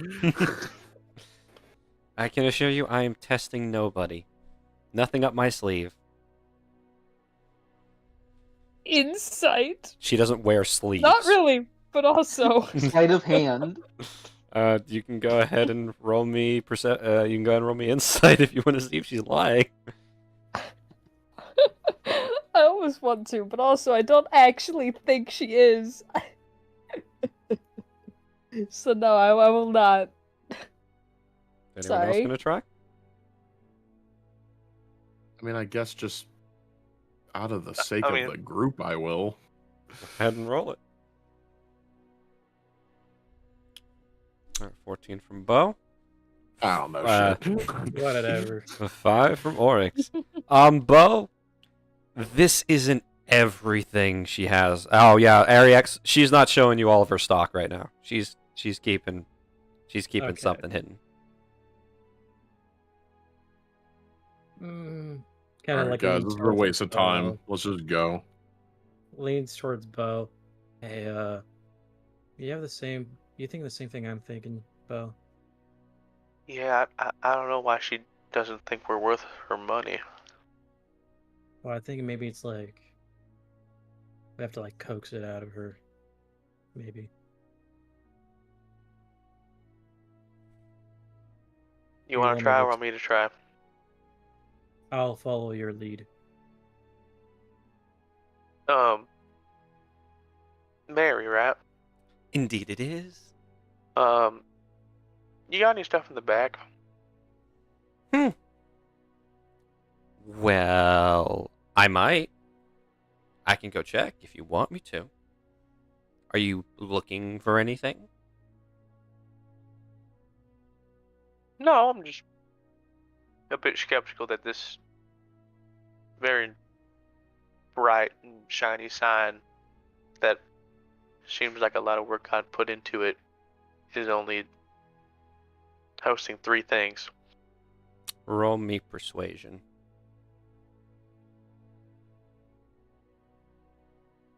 Oh no.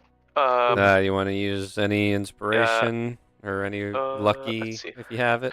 Let's see. Do you have a lucky like the I do. the I do have a. coin? I do have a lucky coins? coin. I'll do a lucky coin. Okay. Call it 1 is heads, or 2 is tails. Tails. Two. Oh Fuck. my gosh! Every time. Yeah, any lucky things you got, or not coins, but the feet, or any inspiration dice? Do I want to waste inspo on this? I mean, Ariax also can give it a go. Yeah, it yeah, seems because he knows what's up. Yeah. Okay. Well, I failed that persuasion. Yes. Okay. I don't really. Like I said, I had a lot of purchases today. I don't think I have anything. I mean, with us actually, I don't know if you're caught up on the times or anything like that. But Oryx, did you tell us what like group we're part of? Was kind of dazing off a little bit. We're part of a team overtime, so we're kind of looking for. We're kind of curious people. And whenever we see like a possibility of maybe improving our chances out there, we tend to go for it. And I'm kind of in agree with my friend Bo here that if you have something that might be able to help us, we're very, very willing to, at least look at the item and seriously consider buying it from you. Go ahead and roll me persuasion. Persuasion. You know what? Not terrible. 13. Okay. That was good reasoning, though. Well, I might have one thing that I haven't been able to sell yet that might be useful for your endeavors in the future. And she's going to reach under the desk that she's sitting at and pull out a small black and silver box. It's about, in dimensions, it's kind of like it's basically a tiny treasure chest that you can hold in your hand.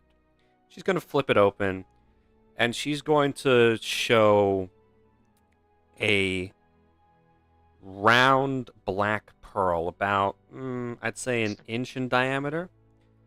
This little number I picked up a while back from some less than, how do I put this? Less than respectable individual. Wanted to just get rid of it. This little number, and I'll give you a demonstration. When it's locked on to, or when it's, we'll go with a tune to somebody, she's going to reach under the desk again and pull out a very small corruptor core. Probably one that you can pick up from, like, an imp corruptor or a goblin corruptor. She's going to hold up the orb, or the pearl, and touch the core to the pearl. And the core goes completely dark and gets sucked into the pearl. It absorbs it and charges up, per se. So, I haven't really been able to find a use for it, but the kind individual who sold it to me did mention that it could be used to power something such as a weapon, a machine, something very big, or something very powerful. And obviously, once it's locked on to somebody, it'll improve over time, depending on what you do with it. But ultimately, it's up to you if you want to buy it. Yaki. So, I haven't gotten any weird notions in a while, but out of curiosity with everything that's going on, am I getting any, like, weird, corruptor readings? Any tingles up the spine?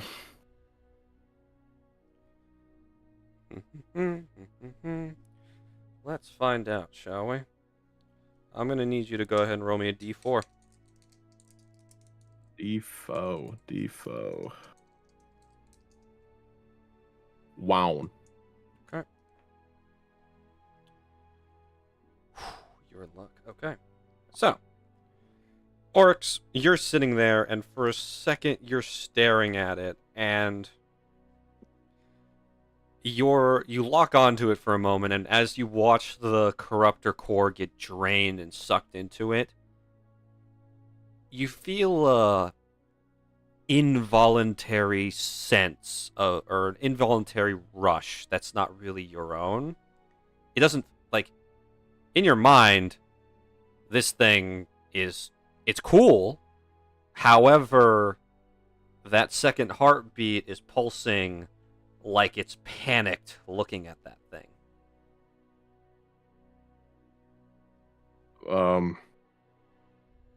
How much? Well, based on what I bought it for, and a profit, I guess I should give you guys a hero discount if you are Team Overtime. I'm willing to let it go for 125. Yeah. Yeah, I'm game for that. Alrighty. Here you are, and she'll hand you the box and take your money. How much you say on? Sorry, 150. 125. Oh, 25. Sorry. Okay. I can't do it physical in here, so I gotta do it on math. It's fine. Okay. Cool. Thank you. He'll is it in the box? It's in the box right now. Yeah, she handed you the box and all.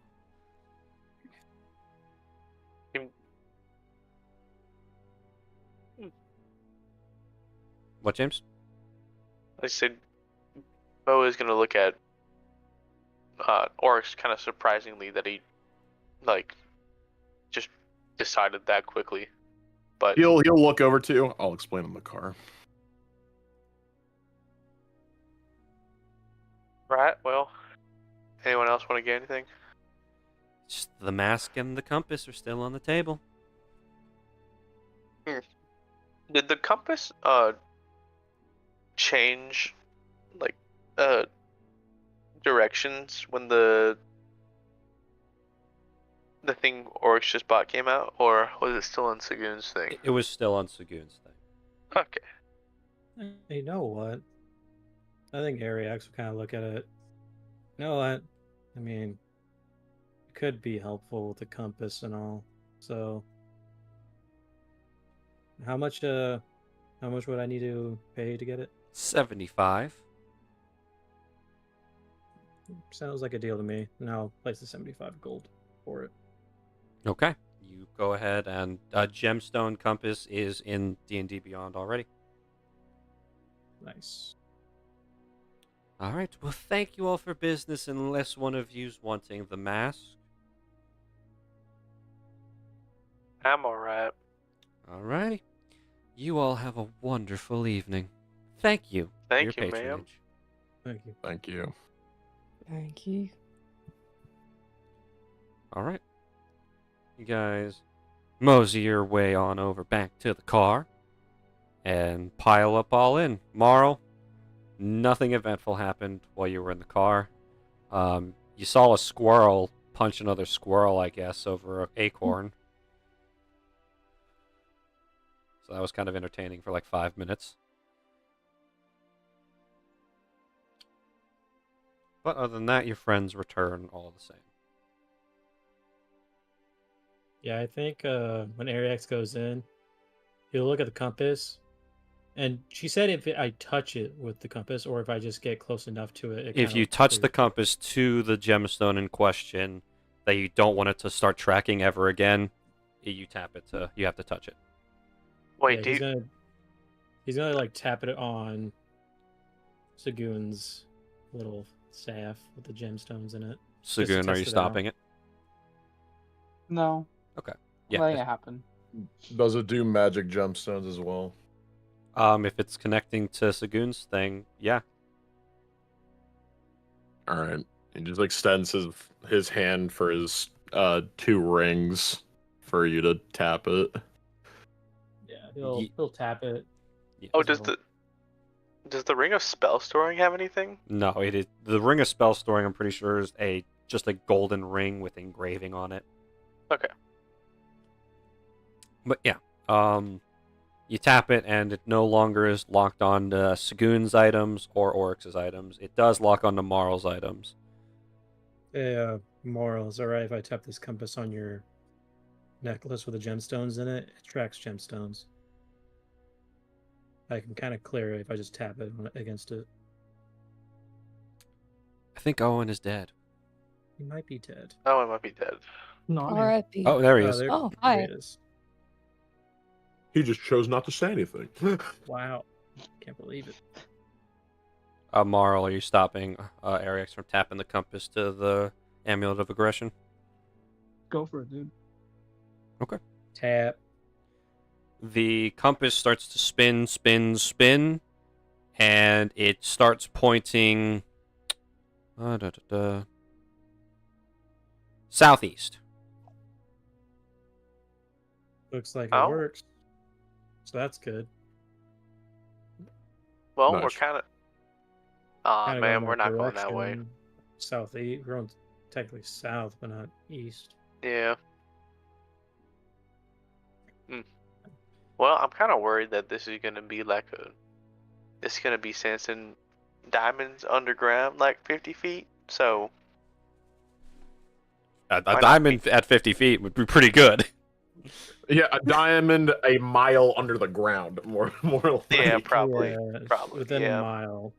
Is Oh yeah, the, or what was up with the hasty purchase? Yeah.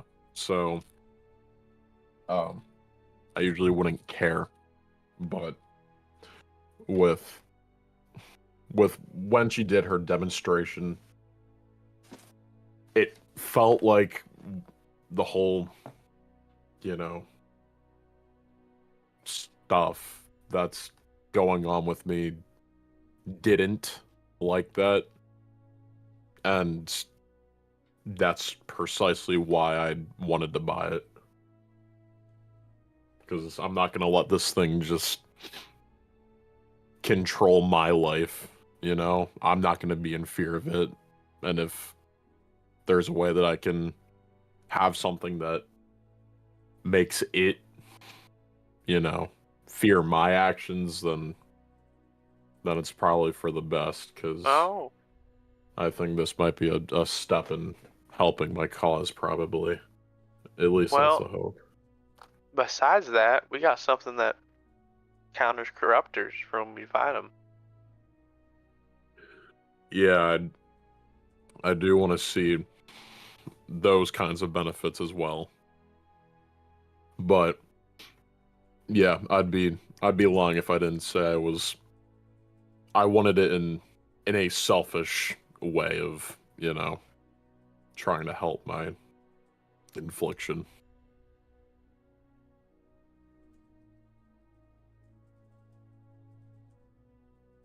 Yeah. I have no issues with it. Thank you. They can't hurt.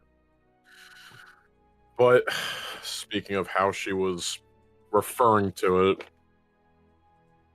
sounds like I have to attune to it, which I'm actually all out of slots, so I gotta figure out my next step from here then.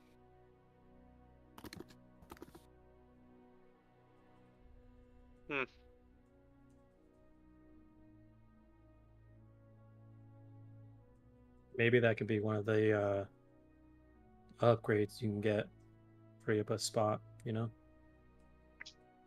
Yeah. Maybe I can. Who knows? Maybe if I can find that jeweler, he could combine these two as he clings the two rings on his fingers together.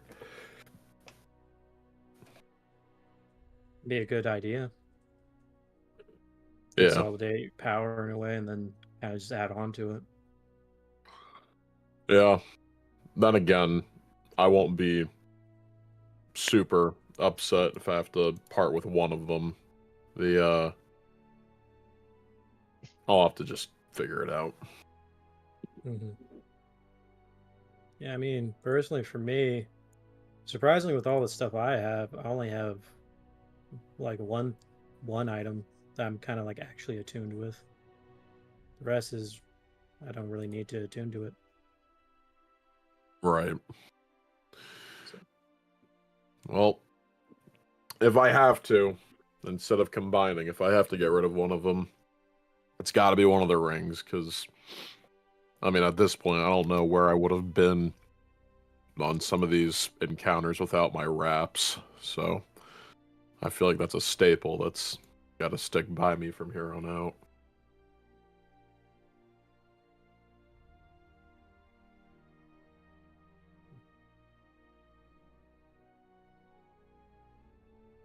Well, I guess we should get back on the road. Yeah. I'll buckle in. Yep. And away you all go. Now then. You guys continue on. Unless there's any conversations or anything anyone wants to say to one another. It's ultimately, as the next day comes, nothing in particular happens. It appears that things, for at least the next 1 or 2 days, as one day has passed, things will be a bit calmer as you appear to be driving through a more... At this point in time, you guys are still passing between Zatol and and Sidale and Drawmore. So those 3 cities who are usually working together, whether it's for production from Sidale, mercantile business from Zatol, or just exports and imports from the capital. Though this road that you guys are currently on for the time being is pretty popularly used, so bandits aren't going to exactly jump at the bit at the moment. Those goblins were just fucking idiots to try and attack people on this road. So, you guys, if there's any conversations you want to have, go ahead. Other than that, we're going to do a time skip 1 or 2 days in the future. You know what, Zach? For the lulz, since I basically have a new toy, I'm just going to be looking at the compass as we're driving, just to see how many times it like changes directions. Because within the miles, once every mile. Like, to be honest, more of like direction wise. Like once we pass that mile, what direction does it change to and stuff? there are certain instances as you're passing by, where as you're driving along, where it does every mile. It's honestly a very good counter to see how many miles you've gone, because the dial does shift every mile as it locks onto a new target. You do notice something interesting about it, though, when you can at certain points in time, the compass needle, that's usually a nice little bright glowing green color, at certain points in times, while it's pointing in a direction, it'll get darker, and the light amount will fluctuate depending on something, but it seems to be random, and it seems to change whenever it switches up completely. There are some times when you guys pass maybe like a mercantile cart that you automatically can tell it's transporting some form of valuable gemstones when the compass locks onto it immediately as it passes by. But yeah, it's from what you can assume, it's working as advertised. You know what? Just so I understand how it works, when we get so as we pass one of the, mercantile carriages with potentially carrying gemstone, when we get super close to it, does the compass change at all to indicate hey, you're super close to one, or is it kind of just vague? No, there's no indication other than the fact that the compass will move to follow the carriage, and when there's because it'll lock onto it when it's a mile away. Yeah.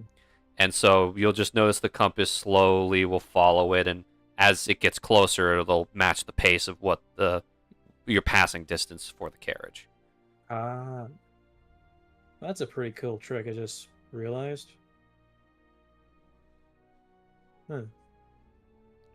Looks like if we're close enough to a gemstone with this compass, if I move the gemstone or potentially around it, I can kind of pinpoint exactly where it's at and determine how close we are to it. Nice. Very cool.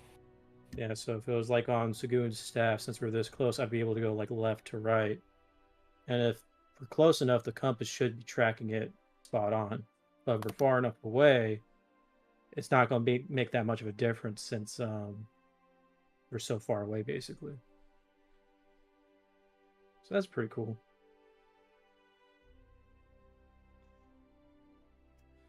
Good to know. So, Sagoon, have you been just randomly licking the knife every so often?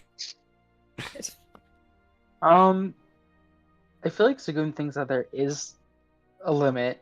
Maybe not. He's not going to find it soon, but it's like a Tootsie Pop. He will eventually get to the center, but Okay. he's saving it. Yeah. The couple of licks you didn't notice any wear and tear on the dagger as you were doing those. So, but that could just be because a Tootsie Pop, you gotta do a lot. So, but either way, I mean, honestly, even right now, even without killing anybody that you know of, it's a very sweet dagger. Yeah, I can only imagine how much better it's gonna get. Do you say this out loud? Sure. You guys just hear Sagoon say this, and Ariax, you're sitting next to him as he says this. I was about to say, I'm sitting next to him, so I'm just kind of slowly turn my head at him. Sagoon. Yeah. I've always been nice to you. You know. God. Ariax, would you like to be first? No, All right. There's a Sagoon I was looking for. I do not want to be first. Not in my car, I at suggest you least. take back whatever you're gonna say. So I'm just saying. So every time you kill someone with it, it gets sweeter. Is what it does. Mhm.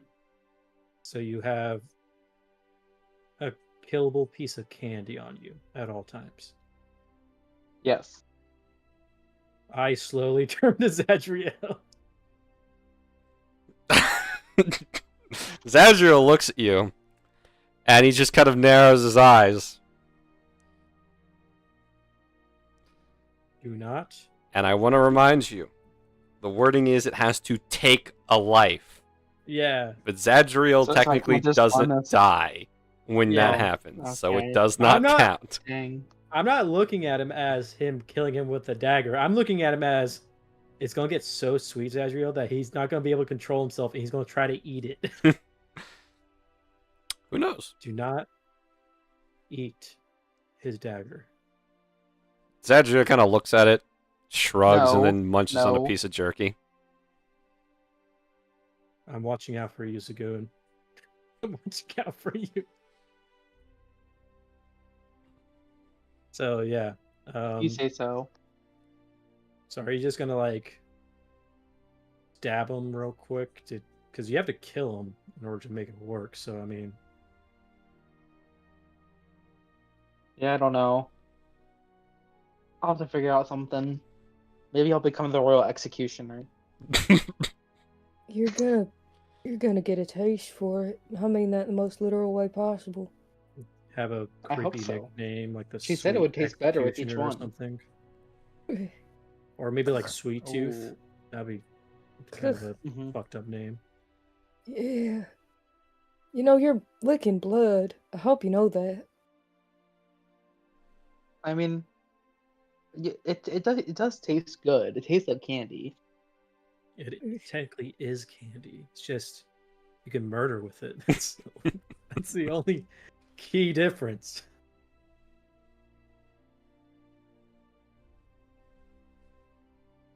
It's good you have another weapon though. That's good.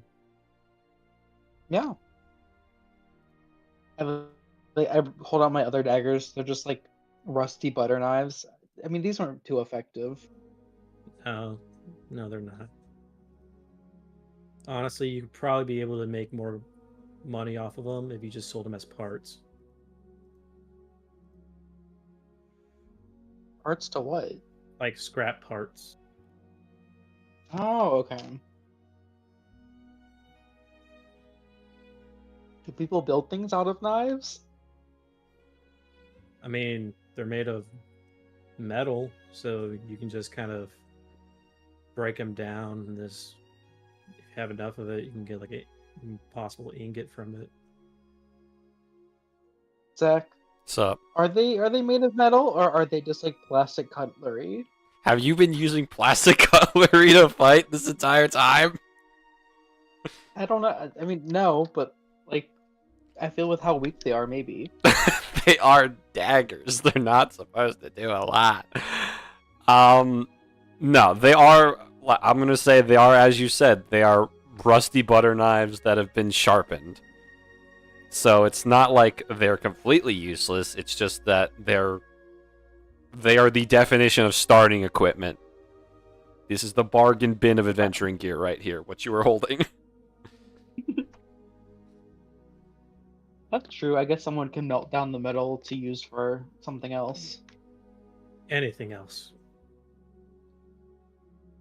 Okay, I don't think they're that awful, but sure.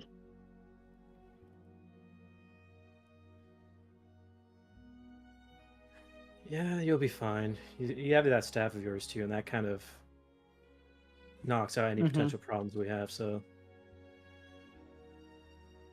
Yeah, how much I haven't money had have to you rely on. spent on that staff too? Like, how much coins have you put into it? Have you kept count? I have not kept count. And I think for the sake of everyone listening to this conversation in the car, I don't think we want to know the answer.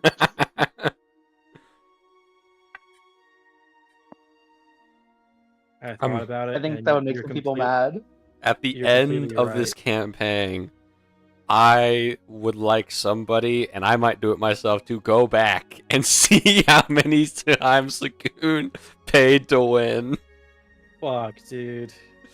It'll take an I mean, to eternity. be fair, the damage is only 5 silver, so it's money, but it's not too much money. Exactly. Well, once. It's not too much money once.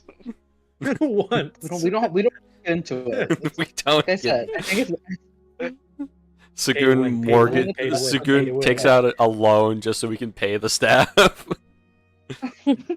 Hey, man, I pay you back, man. I'll pay you back. my loan shark is my own weapon. Where's Yeah, a mobster hat? Where'd you get that from? The staff just slowly turns in the straps to look at Sagoon. Just kidding, it doesn't do that. But yeah. At this point in time, it's the final day, and you guys have entered a more forested area. So for this final day, I'm going to need a volunteer to roll me a d4 for the weather. Sure. A 2. Cloudy. Nothing much changes. And then one more dice, one more volunteer to roll me a d10. All right. Okay. All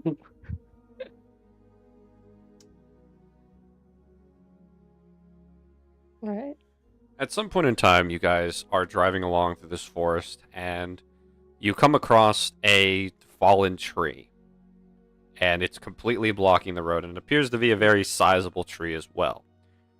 You notice that it appears that the tree was already slanting towards the road, and at some point in time, it just gave out and snapped and collapsed. Clearly, nobody's been on this road for a little bit, so nobody's come out to fix it.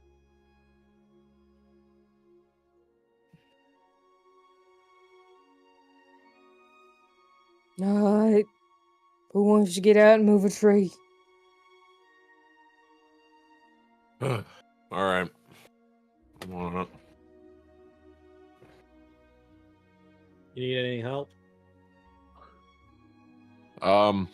Zach, how does it look like a 1 or 2 person job? This looks like a 2-person job. Yeah, would be appreciated. I'll just follow behind you then. Help you out. All right. Okay. Thanks.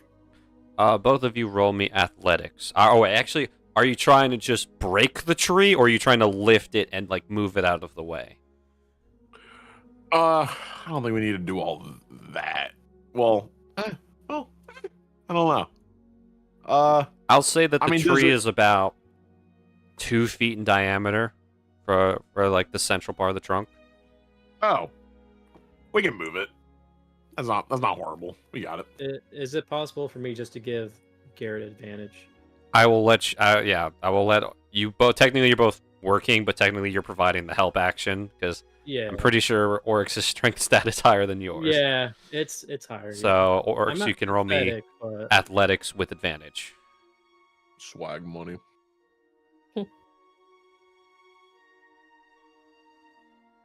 that's a nat 20. That's a nat 20. A natural 20.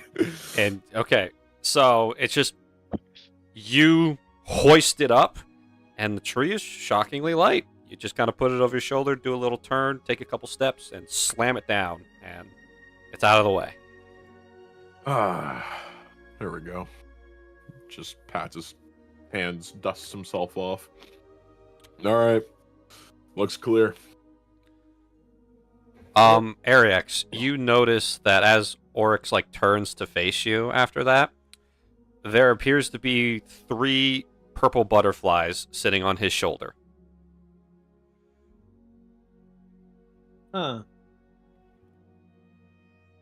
What? That's That's pretty cool. Got some butterflies on you. Turns to look at his shoulders. There's 3 butterflies sitting on the shoulder.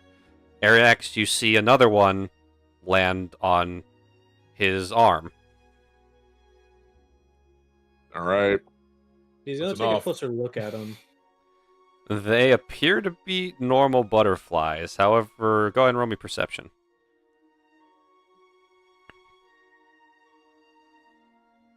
13. You notice that there is a slight glow to their wings, and another one lands on Oryx, and another. All right, that's enough. And he's another. Like shaking it. And Hey, another. Stop. And another. He's shaking them off. He's And shaking another. them off. They Hey. just keep coming. Eric's gonna attempt to grab one. He's gonna attempt to grab one and see what happens. You grab one. One lands on you. And then another one. And then more. Okay. And then more. All right. Those of you sitting in the car are watching Ariax and Oryx get swarmed by butterflies. Car. Just get him off you. What are you doing? I'm trying. They just keep appearing. Oh, how cute! They're engaging with the local wildlife. Get them off me! What kind of tree did we freaking touch? He's gonna look at the tree just to Oh, see what no! it is. Yeah, the butterflies are coming out of the tree. Okay. You guys, Oryx, you start to become airborne as the butterflies, the multitude. No! Oh, I'm a grounded creature! No! Oh, God damn it. Oryx, do you trust me? I guess. Look at my fucking spell. Because how far off the ground Burning is he? hands. He's about 2 feet off the ground, and you're starting to get lift off too. Cover your ears. Okay. Dragon's roar. Oh, okay. Yeah. So, you let out a billowing roar. And there is a flash of light. And for a brief moment, Oryx and Ariax, you guys open your eyes. The butterflies are gone. However, you're no longer in the forest. You look down, and you just see very, very far down. You guys are currently plummeting. You see a rainbow forest that stretches on for miles. The trees are all different colors, unnatural, natural, and otherwise. And at one point in time, Oryx, you pass through a cloud that's pink, and you swear it tasted like cotton candy. Oh God, we're gonna die! Oh Jesus! And no! then you guys both for each of you, a butterfly lands on the tip of your nose, and you make eye contact with it. And for those of you in the car, the flash of purple light fades, and Oryx and Ariax are face first on the ground. And both of you, and Ariax and Oryx, you open your eyes, and you're no longer falling, and you're back in the forest. What the fuck happened? What the fuck? What the hell? We're okay. Good thing is we're alive, but what the fuck, man? I didn't like that. I didn't like that at all. Oh God. I saw you fall through a cloud. You good? Yeah. Are you good? Are we both good? I don't know. I don't know, man. I just shouted really loud to hope scare him off, and then we were just falling. Whoa. Okay. Okay, they were fine. I There's more saw butterflies. weird trees. We weren't here. Nope. I don't know. I just don't know. I don't know. Okay. All right, I think we're fine. Oh shit. Okay.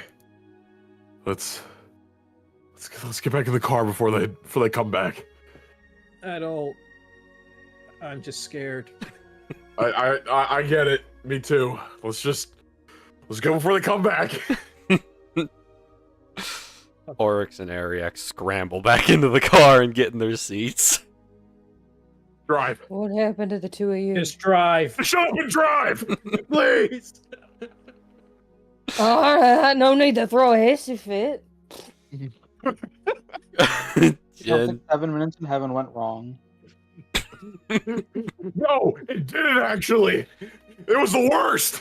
I just have questions and fear. About That's what? all I have. We were transported into this cotton candy land. I don't know. I don't know. We were falling just towards a rainbow forest thing. He fell through a cloud, and then the same purple butterfly, like just one of them, just kind of like landed each one on our noses, and we just kind of came back. I don't understand. I don't know. You think Did y'all you took guys early see flow us, into the like- Feywild? Did you guys see us like disappear for a few seconds? No.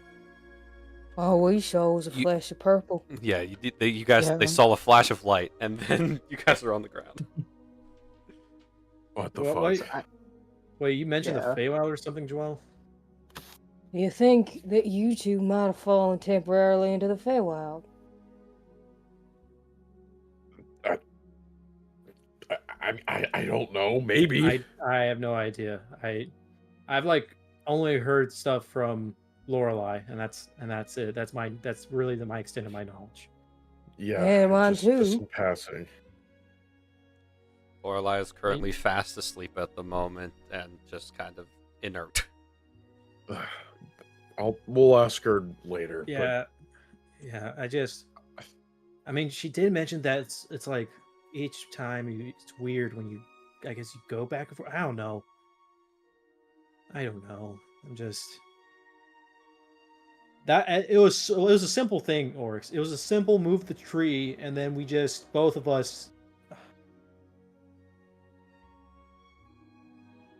Yep. I just don't. Yep. I know, man. I know. Okay. We're good. We're fine. We never have to do that again. Next time we lift a tree, we'd look at it first. Mm-hmm. I mean, if you wanted me to, I could have just incinerated it. You know, for next time's sake, we just might. We Just might. might. Even if Lorelai says not to, I'll deeply consider just lighting a flame. Absolutely. Don't worry about any bugs if you do that. Yeah. We need insect repellent. We need to get insect repellent right now if we can. Yeah. Yeah. Ariax and Oryx go on to invent off spray. Buzz off. Anyways, so you guys continue driving along, and as the car exits the forest road, you are now treated to the site of Arcton Village, a town with no walls or fortifications. Unlike the large cities or Lowless, this is a place where they do not need such intense defenses. You all look out over this, as in the title, this village of peace. A stark difference to the places you've been up till this point. And while this serene landscape is presented to you, you have to remember, Lieutenant Toxon is hiding and plotting something to ruin the peace of this area. And it's up to all of you to stop him from painting his violent visage over this canvas of serenity. Sagoon, Oh. As you look out over this town, this is honestly, for all of your sakes, I'm going to quickly, just for a moment, pull us back onto the continent map. This is, for all intents and purposes, the closest all of you have been to the Exalted Lands. Genuinely, you now all can see. Sure, in the past, in certain places, you've caught glimpses of it. When you guys were on the airships, when you guys were traveling along, maybe on a higher road, when you could see far out, you could see the Exalted Tree in the distance. But now, you can see it closer than you've ever had before. And it is massive. Even from this distance, which, from what you can tell, is just a little bit farther than what you've traveled on this journey, this tree towers over you. The scale looks like it reaches well beyond the clouds and just casts a shadow over the mountainous valley it lives within. As you're looking out over all of this Sagoon, taking in the sight, you're greeted with this itch in the back of your mind, this underlying feeling of deja vu you just can't place. And as you guys begin to approach the town, you can see that there's people. And some turn to look at all of you, some don't. You do see, however, an individual waving their hand as you all approach in, gesturing for all of you to come closer. We should see what's up. Yeah, that looks promising. So, you guys pull closer, and you can see a Fire Genasi woman. She wears armor. Typical, very. One second. I grabbed the wrong mouse, and now I'm disoriented. Real quick, where are we coming from? The north or the east? The north. Second. What am I doing? Oh, right. And then I need to pull this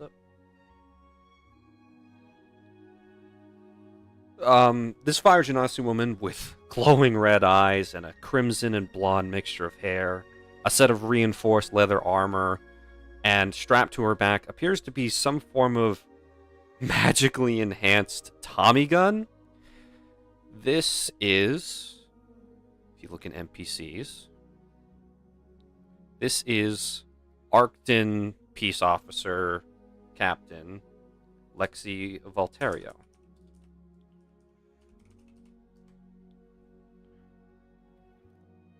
As she stands at attention, waving you all down.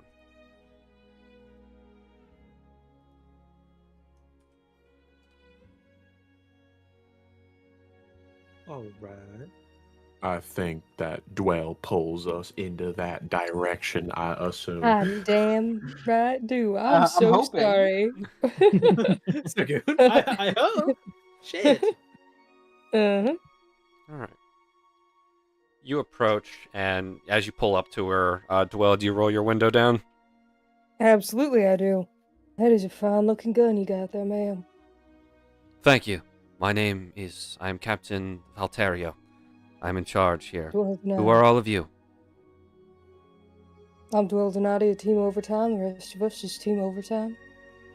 Ah, Team Overtime. Mayor Yino has been expecting you. Please find a place to park your vehicle nearby and follow me. Mm-hmm. All right, everyone out. You find a nice, secluded spot off to the side, off the main road and away from anyone. Kind of parked under a tree, so it's not... So you guys don't have to get into a hot car when you guys come back in eventually. Completely off topic, Zach. Have we ever... Like, this is more or less for world. Have we ever seen another vehicle like Dwell's ever when we've been traveling? You have seen other motorized vehicles, but never one as fancy as Dwell's. Okay. Gotcha.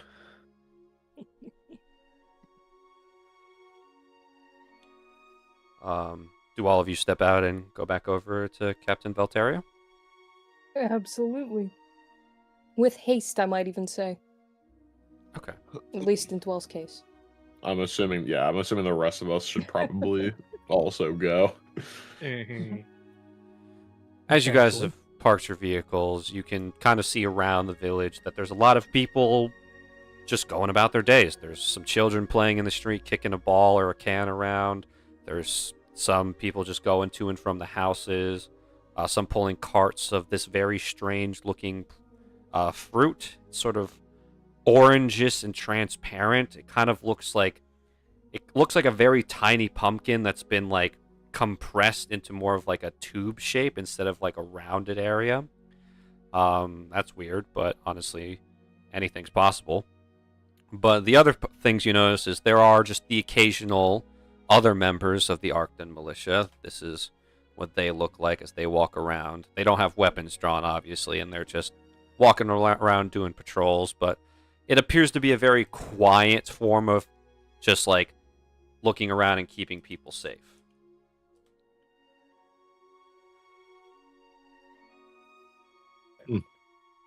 Well, this is pretty well guarded for a town. No Pretty walls, quaint. but everyone seems to be pretty alert, to say the least. We are only able to have no walls because my men and I do our best to ensure that the people don't need to worry about attackers. It And it is seems you're doing a very good job. under normal circumstances, yes, but I am not so vain or foolish enough to understand that when dealing with soldiers of the Bandit King, that my men and I are prepared for that, for an onslaught if there is one, which is why we've contacted adventurers like all of you. So thank you all for coming. Oh, trust me, we are more than happy to be dealing with this individual. Hey, you wouldn't have missed this for the world, I assume. Understood. Thank you. Regardless. As she begins leading you all, I'll slap, who am I going to put on the map? Who will, oh, wait a minute, I have a specific... The general party token. Yeah, the general party token. I completely forget I make this all the time. Boom. There we go. Yeah. She leads you along towards this central building through the streets. Eventually, some people wave to her, some people... Nobody seems outwardly hostile to you. They just kind of regard you as like, oh, hi, new people. Welcome, welcome. Since you're walking with the literal captain of their peace force, there's... since you guys aren't in cuffs, there's no need to fear you. But eventually she takes you all to the community hall. This is a 3-story building. And as you enter in, you can see that this first floor appears to be divided between the town hall and the courthouse. You don't really see anything it kind of feels deserted at the moment, and the captain kind of checks her watch. He's like, please follow me to the second floor. Mayor Yeno will be up there. Sounds good. Mm-hmm. Leading up to the second floor, once again, this is a section divided in half. There is a community center, which you can peek through a large set of open double doors. That there appears to be a fully functioning kitchen, a very large fish tank by one of the windows, a fireplace, and a few spare beds off to the side. The other side appears to be, and in big, colorful, you guys know the toy block font of letters. In toy block font letters, there appears to be a daycare. Lexi turns and heads on over to the daycare. She kind of peeks in for a second, and you all can see inside that it's got those like gates that adults can like stand by and stand over and talk to each other, but a child couldn't really see over the gate at all or climb it. And she kind of peeks in, and you guys can see in a group there is an elderly woman with pale skin and blue eyes. She wears a layered set of soft orange and blue robes, weathered but clean leather boots, and her expression is collected, calm, with a soft warmth despite the cool color of her eyes. And this woman has all the children gathered up, sitting down crisscross applesauce on a carpet as she reads them a book. Voltario will kind of like look at all of you and hold up her hand and put a finger to her lips to ask you silently to let whatever's happening finish. As this is the woman you see reading to the children. Mayor Vantha Yano.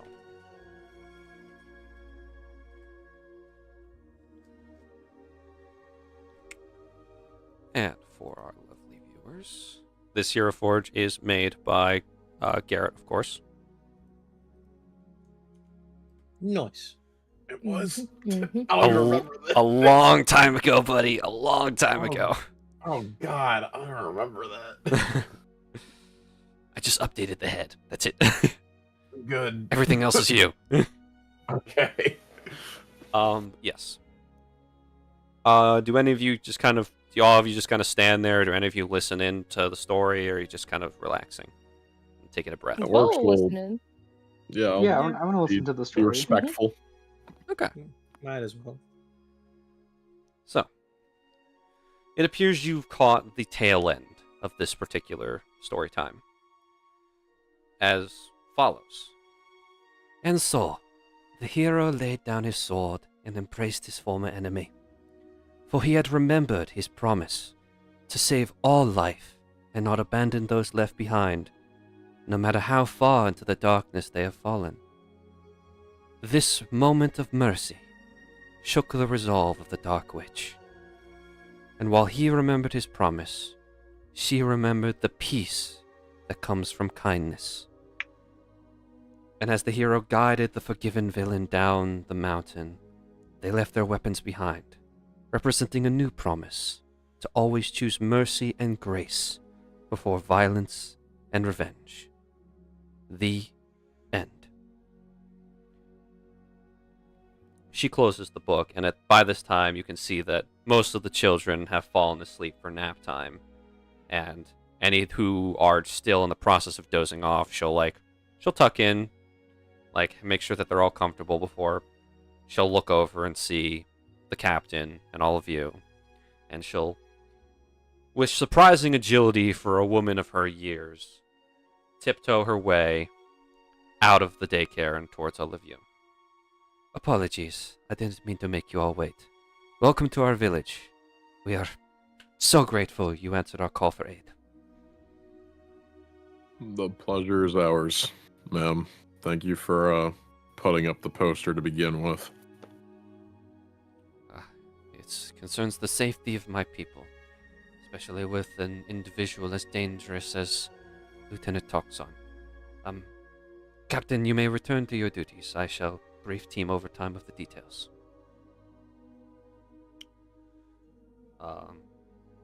Captain Voltario kind of will nod to all of you all, give each of you a salute, and she'll head off back to her patrols.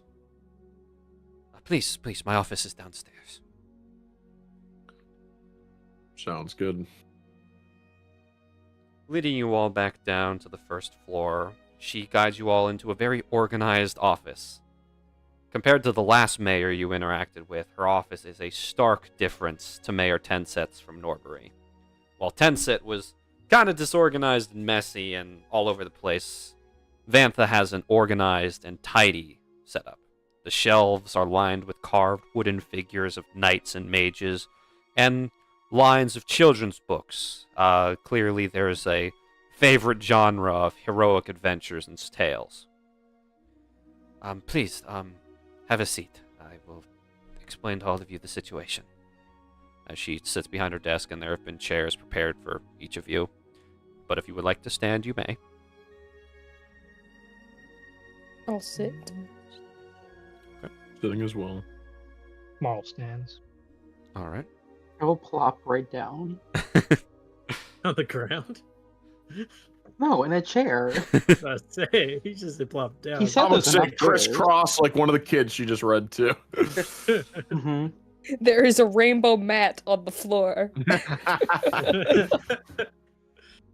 It is Yeah, a colorful chair. mat, but not a rainbow one.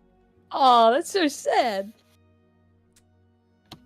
So, to begin, recently one of our peacekeepers spotted bandits in the woods nearby. There were shipments of the town's export, grumble fruit, that was attacked and stolen. The bandits didn't take any money or any of the valuables. She kind of like gets a look of anger, and she kind of starts to tear up. They just killed the man, a friend of mine, Josiah Margot. He was driving the cart towards Zetol to sell off the fruit at the markets. When the guards found him, he was long gone, gunned down mercilessly. It was heartbreaking to tell his family what happened. All over a shipment of fruit. I've stopped shipments and any form of isolated travel ever since that.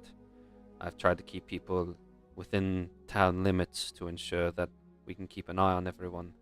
And I've asked Captain Volterio to look around and keep her guards vigilant. But obviously I can't send people out looking for them when we have no leads, and less guards here means more vulnerabilities. But it didn't stop there. A couple nights ago, one of our storehouses where we hold grumble fruit was raided. One witness, I can introduce you to her if it's part of your investigation. Her name is Lena. She overheard the bandits working on the lock and she hid.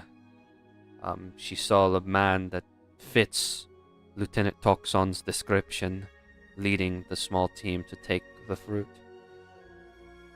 Since then, we haven't had any sights, but our grumble fruit stores keep disappearing from both the farm fields and storehouses. Even when I post guards there, it's like the fruit just vanishes whenever we take inventory. I can't send people out to look, and I want this place to remain protected. So that's why I'm asking all of you to take on this endeavor. I understand that it's a lot to ask when I can give you no directions or no leads, but I truly am grateful for your assistance.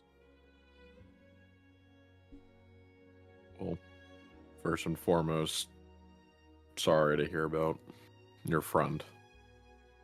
That is terrible, to say the least. You have our condolences, but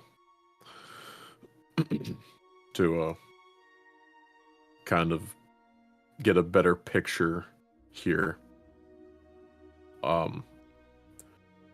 why this grumble fruit? Why is it so, important to these bandits to want to raid your inventory of it? My best guess is the reason it's been such a popular export of this town, and the reason why it's one of the only things we eat here is it's a very nutritional fruit. It can take care of almost all of a person's dietary needs for everything. There's obviously exceptions, protein. I won't bore you with the details, but there's that, and also in certain high concentrations, the reason why the merchants guilds in Zetol are interested in it is research has shown it's potent when increasing the effectiveness of certain potions. I see. Research into it hasn't been exactly completed. That's why we've been sending so much for a good price. It helps a lot around the town and helps the farm and all our people. but that's the best we can do. It's not our only thing that allows us to stay afloat, but it is one of our primary sources of town-wide income. Sure. Is there someone who's in charge of the production and growth of the grumble fruit in town? Yes, I'm sure you saw it coming in, the large farm to the western side. Crower Farm, run by Arnold Crower and his family. He works there and he produces, stores, and refines almost all grumble fruit in the town. Certain times people will buy it from him for baking purposes or simply just to experiment with various recipes for new dishes. But he usually is the one that handles production of it. He's just as worried as the rest of us, as even when he goes out into the fields, the grumble fruit just disappears. Okay. All right. And you said that there was a person named Runna. Yes, she lives close by to the graveyard. She's been a bit shaken up after it. I've had a peacekeeper stationed at her house just for her own peace of mind. Okay. Well, I definitely think that it's best that we talk to these two individuals to help get this case wrapped up. But if it puts your mind at ease, we have dealt with this specific individual before in the past, so we know what kind of tricks that Toxon is capable of doing. So we want him locked up and put away just as much as you and your people do. So we'll get to the bottom of this, and we'll make sure that mean I'm going to refrain from swearing in front of you. That mean guy gets put away. Thank you. Thank all of you. Yes. For now, though, you must be tired after your journey if you want to take the rest of the evening and afternoon. It's not getting late, but it's getting there, so if you would like to rest after your trip and explore the town to get the lay of the land, that's perfectly fine as well. We don't have a tavern or an inn here in town, so if you would like to use the spare beds on the second floor in the community center, you may. Sure. If that's the case, you, then Maya. we can start our investigation tomorrow. Fine by me. Enjoy what we have. I'll have some meals prepared for all of you for this evening so that you guys don't go hungry. I'm sure you all are sick of travel rations at this point. Yeah. A decent meal definitely wouldn't be too bad. Indeed. For now, if you need anything, don't hesitate to contact me. I will be upstairs with the children for now. The normal daycare worker, he's been out sick for a few days, so I've just been in charge of running that place on the side. I see. Well, thank you for the hospitality and the information, miss. We'll be sure to rid this place of all that is trying to corrupt it. Appreciate it. I cannot thank you enough, and I will be sure you are rewarded properly upon the completion of your work. Much appreciated. Well then, again, if you need anything, I will be here. We'll go drop our stuff off in the community center, and then we'll probably take up that offer of yours to go and explore a bit. So, Excellent. We'll be seeing you. Indeed. And she'll get up, guide you all out of her office, and she'll go upstairs back to the daycare.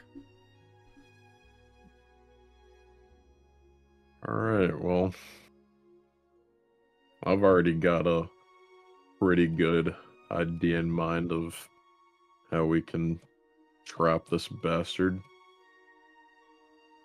Well, what do you What you think? got in mind? Well, remember how he got the drop on us the first time we encountered him? Not particularly, but I see your point. You don't remember in the middle of the night getting raided by the bandits. I don't remember a lot of things, Oryx. I had to write your name down. I hope you remember. All right, anyways, yeah. Well, I think this is a chance to do it old switcheroo, but get the drop on him this time. If he's so interested in getting the produce from this place, I think we could set up an ambush for him within the fields of the Crower farm.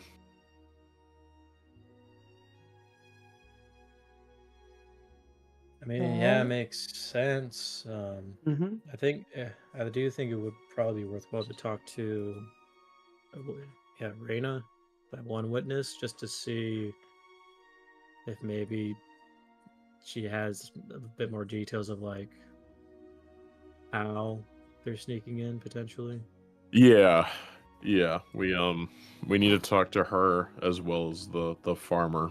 But we'll get to that tomorrow. But for now, we've had a bit of a journey, so we can just put all of our stuff inside and just everyone's free to do what they want, and we'll start questioning people tomorrow. Sounds good. Mm-hmm. All right. So, you guys have free roam over Arcton Town for the remainder of this point. I'll go down a list. Oryx, is there anywhere in the village you would like to go? That is one big ass tree. The best place to see it would be the Exalted Shrine. Guess I'll go there. Okay. Alrighty. Anyone joining him in that direction? Okay. I'll be going to the Exalted Shrine as well. Okay. Sagoon. Arax? Nah, I think what's gonna catch Ariax's attention is that Dragon Emperor statue. Okay. Bo, where are you going?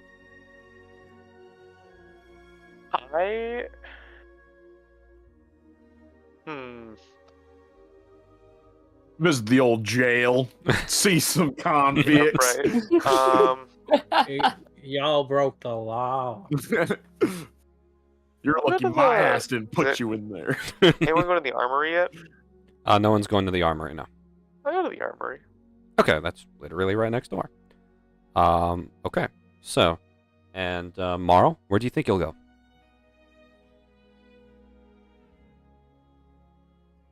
Is Owen still gone? Yeah. I think he's still gone. He's still gone, son. Unfortunate. Okay. Then Dwell, where are you going? Also, the Dragon Emperor statue. Okay, so 2 to the Exalted Shrine, 1 to the Armory, and 2 to the Dragon Emperor statue. Got it. Okay, so we will start because in order to it's fine. We'll start with. I'll go down the list. We'll go with the Armory first. So, Bo, you step out of the community hall and head on next door. It's literally a connected building.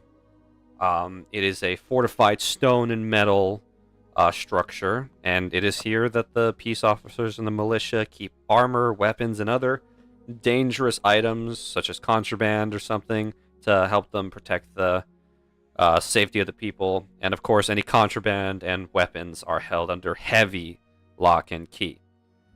You step inside, and you can see that there's There's a couple guards just kind of sitting there. This appears to double as like a break room / miniature barracks. Most of the guards just live in their own homes around, but this is where all the gear is kept, so there's always people stationed here. A young man wearing the uniform, he's got his helmet off. He's got maybe like dirty blonde hair and a set of green eyes, and he's just like, "Hey, how's it going there? What can I do for you, sir?" Hey there. Well, this is not the type of armory I was expecting, but I'll go with it. I'm Bo, part team overtime. I'm an adventurer. Pleasure to meet you. Name's Lieutenant Felix.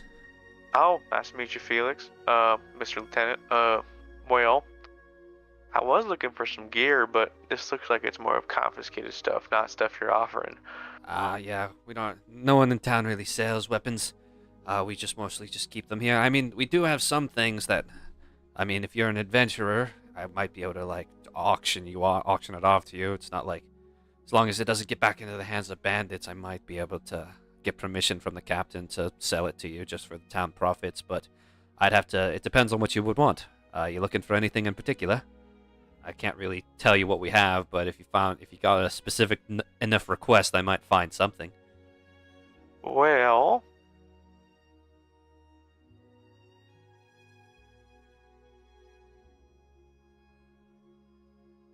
I could use...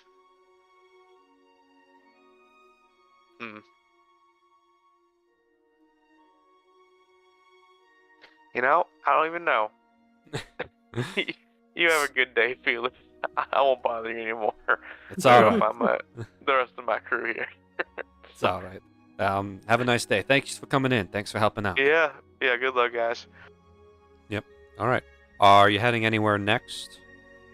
I'll just go to wherever the rest of the party said they were going. They're either going to the Exalted Shrine or the Dragon Emperor statue. It is literally 2 and 2, so... Yeah. Oh, okay. Unless Marl, are you back? Nope. Alright, I'll go to the statue. I think the statue would be cool. Okay, we are going to that. Actually, we're going to go to the shrine next, because that's in numerical order.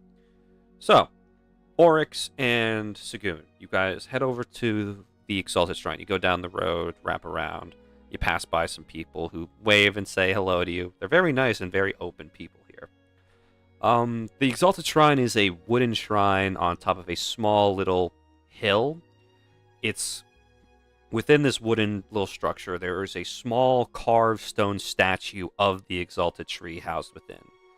You can see that the door itself is locked, and Sagoon, just from your basic understanding of magic and at various points listening to Dwell talk your ear off about spells, you can tell that there's an arcane lock spell on the door, and you can see that there's a couple people just admiring it, and there's one person just kind of like praying to it. He just seems to be a normal townsfolk.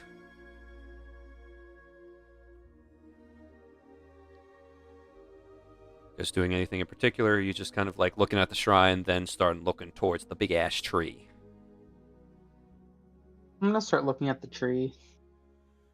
Yeah, Oryx also does, and he'll kind of chime in on it. From Lowless, it's just like a blip in the horizon, but that is a gigantic ash tree. Gotta be, I think, one of the coolest things I've ever seen. Yeah, I have never seen it up this close before, and we're not even at the base of it. No, we're still good bits away, yeah. I'd never, got into like the history books or, geography-esque stuff, so I don't really know much about the Exalted Lands, but from what I hear, it's mostly just a place of legend that people aren't supposed to go to. Yeah. I mean, obviously, I've never read any of the history books either, but I don't think I've ever been to this town. But as we were riding in, I felt just the strangest, like, tinge of deja vu. I don't know why. You think it has to do with like your past before you kind of deal? I'm guessing. I mean, I don't remember a lot before I woke up in Dolduar, so I'm guessing that I must have done something around here before that.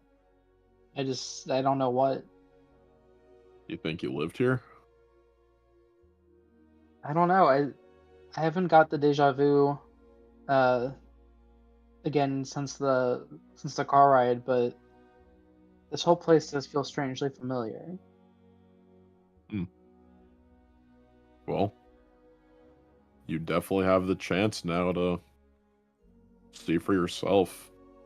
I mean, just looking around town and seeing if anything rings a bell, brings back any recognition of anything. Maybe you'll see someone that recognizes you, you know? Maybe. That's gonna be so awkward and scary. Someone just knows who I am and I have no clue who they are. Yeah, like I said, wouldn't be the easiest thing to approach, but I mean, if you just explain your circumstance of amnesia, I guess, I'm sure they wouldn't hold it against you. Yeah, I think you're right. I mean, who knows, Sagoon? I don't know what you were like in your past, so I hope you weren't like a criminal and this is like a place you'd raid. Oh, I hadn't even thought about that. What if I did do something really bad here? As you guys are saying this, you look towards the west and you get a direct line of the jail. Sagoon's face is plastered all over the walls. But actually, in the inverse, Sagoon, as you're talking about this and like the sense of familiarity you felt, it starts to like kind of build up again, and as you like unconsciously turn your head towards the east down that dirt road that appears to lead out of town. Just looking in that direction, you get that faint sense of deja vu again, but it's obvious it's not as strong this time. But it's just like it's pulling you in that direction. I don't know if I lived here, but maybe somewhere in this direction from Dromore. Well, I don't think anyone sat down and asked you, but do you want to remember? I mean, I thought I did. I thought, I feel so lost all the time. My memories would help me, find out what I'm supposed to do and get my act together. But now, I mean, I hadn't even thought about what you said. I mean, what if I was a really bad person before I lost my memory? And I don't want to, remember all that if I got a clean slate. Well, then here's a better question, Sagoon. If you did do something bad, what are you gonna do about it? I guess try my best to right my wrongs, but I mean, I have no clue. What if it's too big of something for me to fix on my own? Well, as far as I can tell from your most recent actions and accomplishments that you've done on our journeys, I think you are grown up enough to make that decision for yourself, depending on what has happened. I think you've reached a maturity to where you understand what you need to do. I hope so. I appreciate that. Yeah. And if it means anything, if you need help with whatever it is, I know you're a bit absent-minded, and you know, you kind of tend to do things and look for the consequences later. But you are a member of Team Overtime. So, whatever troubles that you'll face from that, you've got me, and I'm sure you've got everyone else as well. Know that you've got people now at the very least. Yeah.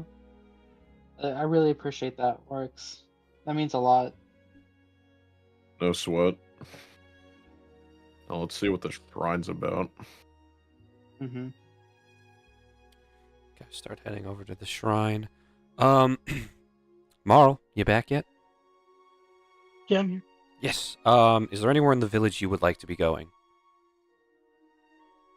At the current moment, Oryx and Saguna are at the Exalted Shrine. Bo, Ariax, and Dwell are heading over to the Dragon Emperor statue. Bo has already checked out the Militia Armory, but yeah. I'll just kick it with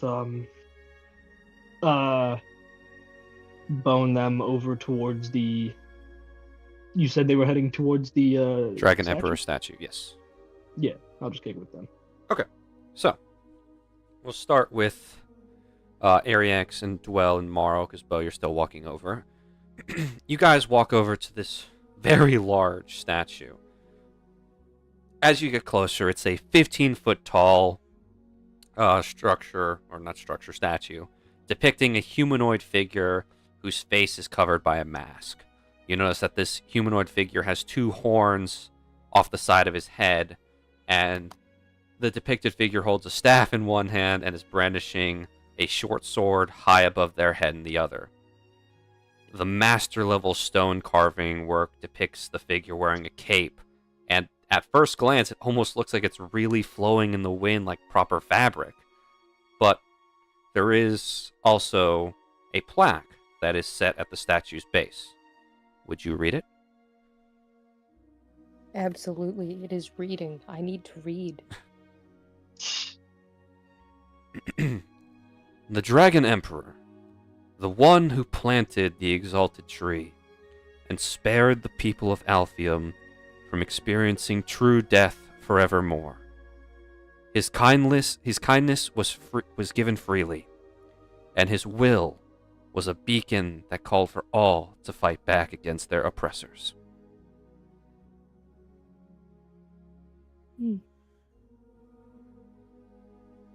Well, it's your standard hero statue.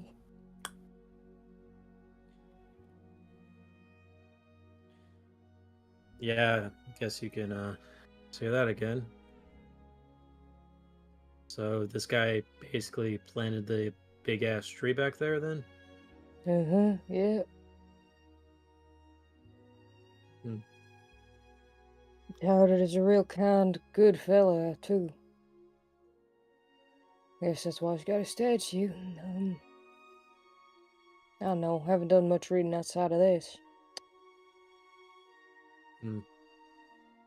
Poking around, all three of you would see that there appears to be an old man kind of currently cleaning the statue. He's currently just getting rid of any mold or moss that started to grow on the base at the moment. He's standing behind it, so you didn't all see him before, and at this point in time, Bo, this is when you would be walking and catching up to them.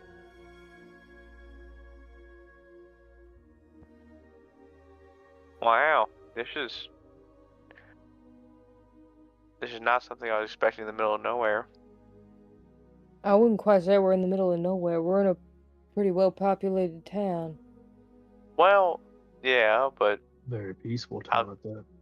peaceful outside the peaceful town, there's a lot of nothing. But I guess town's got a rich history, looks like.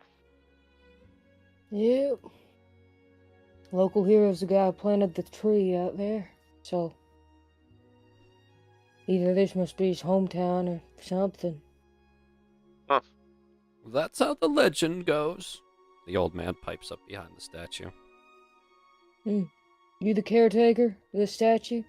Oh, I'm just one of many who likes to keep it clean. It's been here since before the village. Story goes, the Dragon Emperor, before he set out on his own adventure, lived in a cottage around here. Has it been lost to time, or do you know which one it is? Oh, around here's hard. After all, the exalted tree has had a long time to grow. So I couldn't say which. There's ruins scattered about of people whose houses have come and gone around the surrounding area. There's one, the closest one's off to the east. There's a couple to the north. But it's hard to say.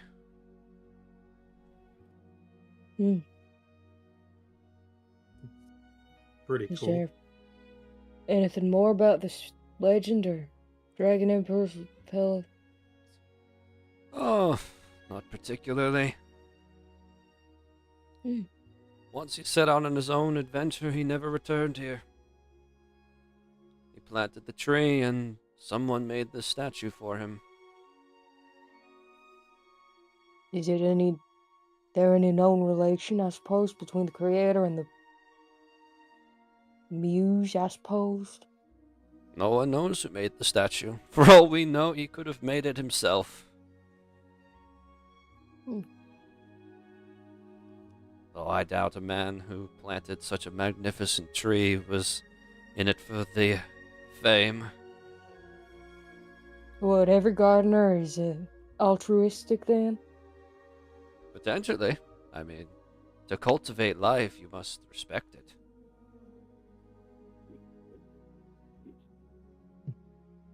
Yeah, I wouldn't say that's always true, but it's a nice notion. Nice notions are how we get by around here. If we spend all our time focusing on the negatives, we won't be able to enjoy what we have.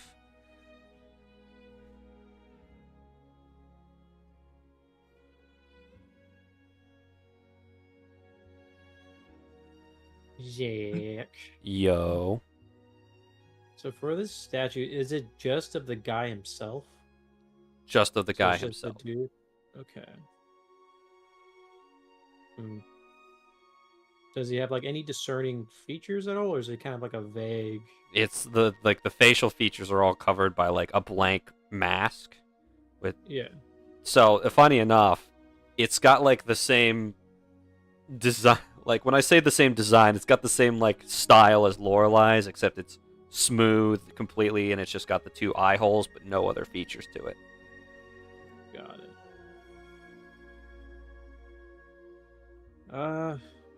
You probably might not know, but for the Dragon Emperor guy, you said you went on an adventure. Indeed. Is there a story behind that adventure too, or is it kind of just he just started traveling, kind of no one knows what he did?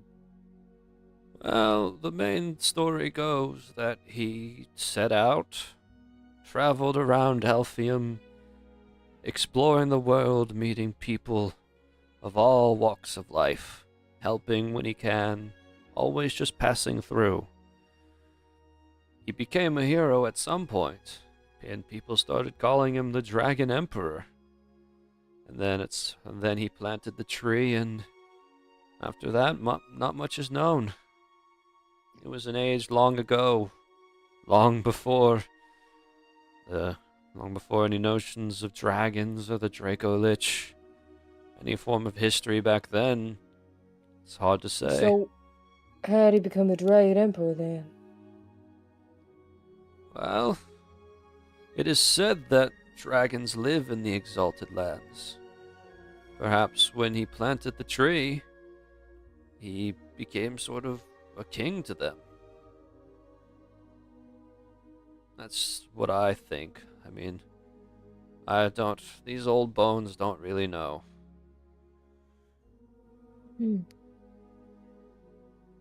It's an interesting theory, and it implies that, or it would suggest that dragons have some sort of reverence for trees. Well, I mean, have you ever seen a tree like that one? Even a full-sized ancient dragon could rest on one of its branches as if it were a small Well, yeah, but small it wasn't bird. always that size now, was it? Indeed. Every tree starts as a sapling. And so if the dragons immediately had some reverence for the tree that was planted and him in particular, then there was clearly something there. I don't know if I it would was. say so. I don't know if it was immediate, but potentially. Like I said, the full details of the story are debated and oftentimes overlooked.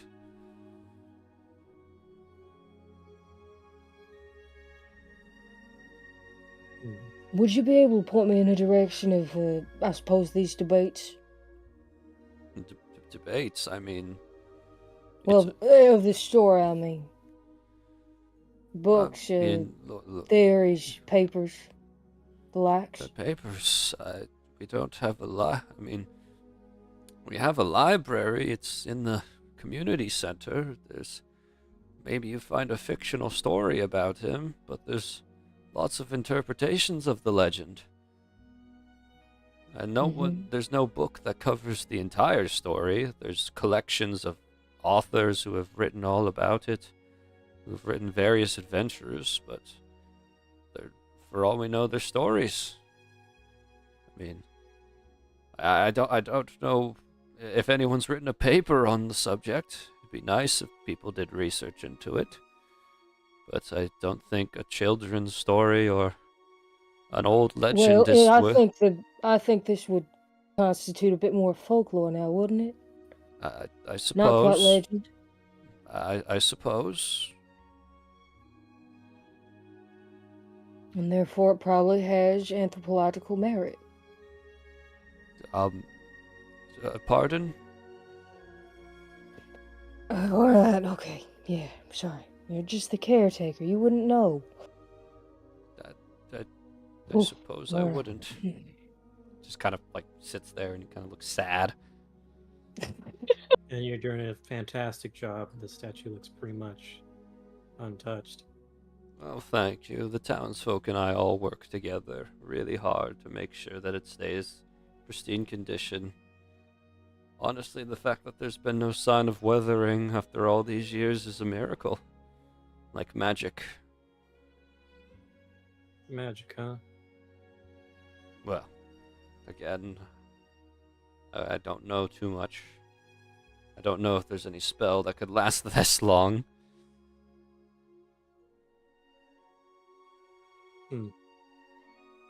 I think as he says that, Zach, Eric's kind of just like look at the statue and just kind of like, I mean, because he says it pretty much looks like it hasn't really, like there's not like any physical damage really at all, right? This statue looks like it was carved yesterday. With that detail, am I able to kind of like, can I even see if it's like maybe the truth of like, maybe there might be magic in play keeping this intact? You can roll me Arcana at disadvantage. Fuck. You're not a... Your magic abilities... I'm nature man. I'm a nature man. Well, your magical abilities and understanding of the arcane. You know what? That's not bad. I can give you advantage and/or check. I mean, 12. I rolled basically the same. Yeah, 12. I mean, yeah, you can't sense any magic coming from the statue. Huh. I'm just in case. I'm going to go through a quick run through of my book, my little dragon book, just to like, just in case, if like maybe this guy's name came up in it, just to see. If not, it's whatever.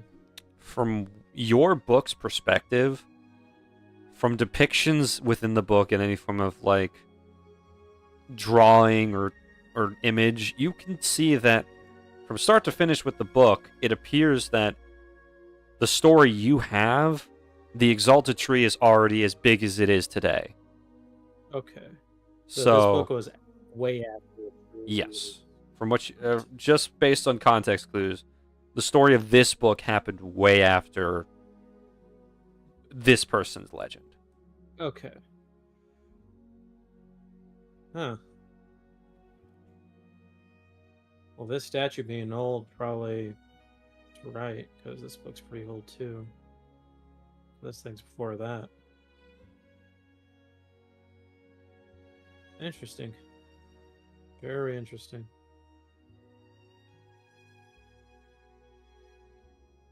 Well, I don't know what you guys want to do else, or what you guys want to check out. I might go to the library. I might not. I don't really know what I want to do either. Might meet Oh, up with well. Oryx and Sagoon. Mm. See what they're doing. Alright. I mean, Mara, why you've been not? quiet. What are you doing? Oh, alright. Just being a quiet old man. I see. Owen has died. Good. It's all right. So, well, maybe library, Bo, catching up with Sagoon and Oryx. Ariax, where'd you say you were Yeah. going?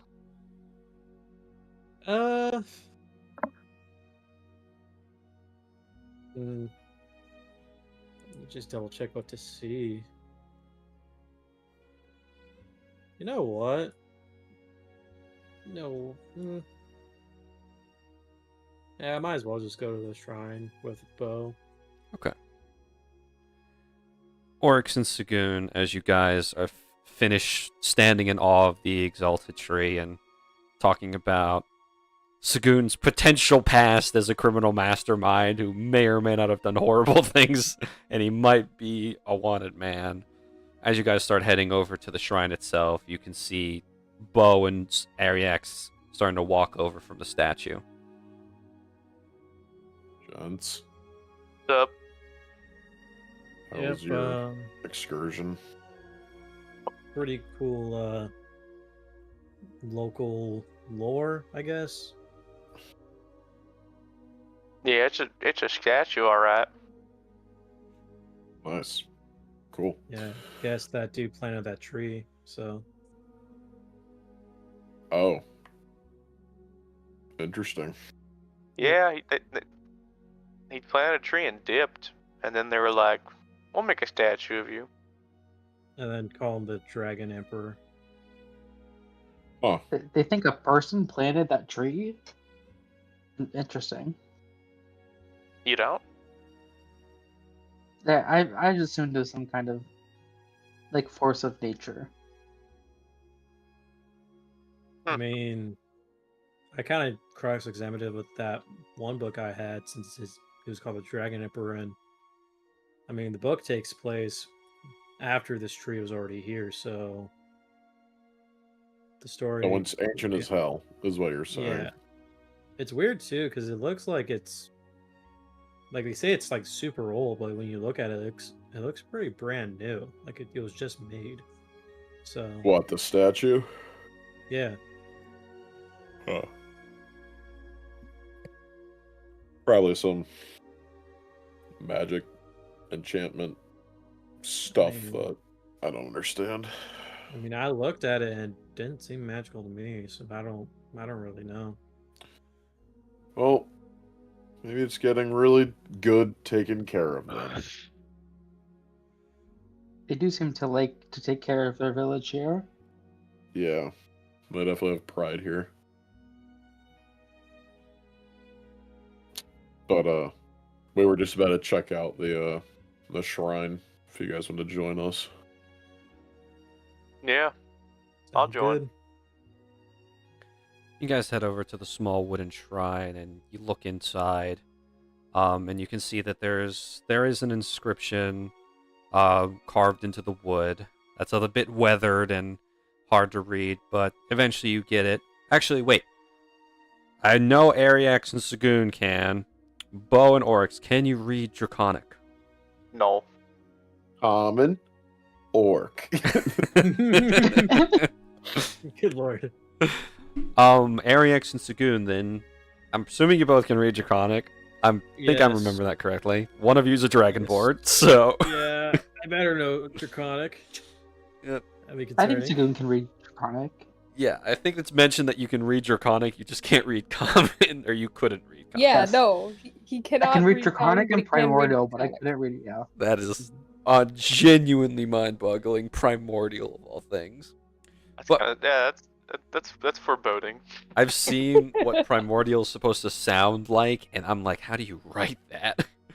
I have thoughts of how it sounds, and I've, like, Sagoon. someone put a translator, there's translators for all D&D languages, and because when I was playing a character in another campaign who spoke primordial, I had them drunk, I had them say something when they were drunk in primordial, and I looked it up, and I'm like, I can't say that. I'm just gonna write it down and have other people read it.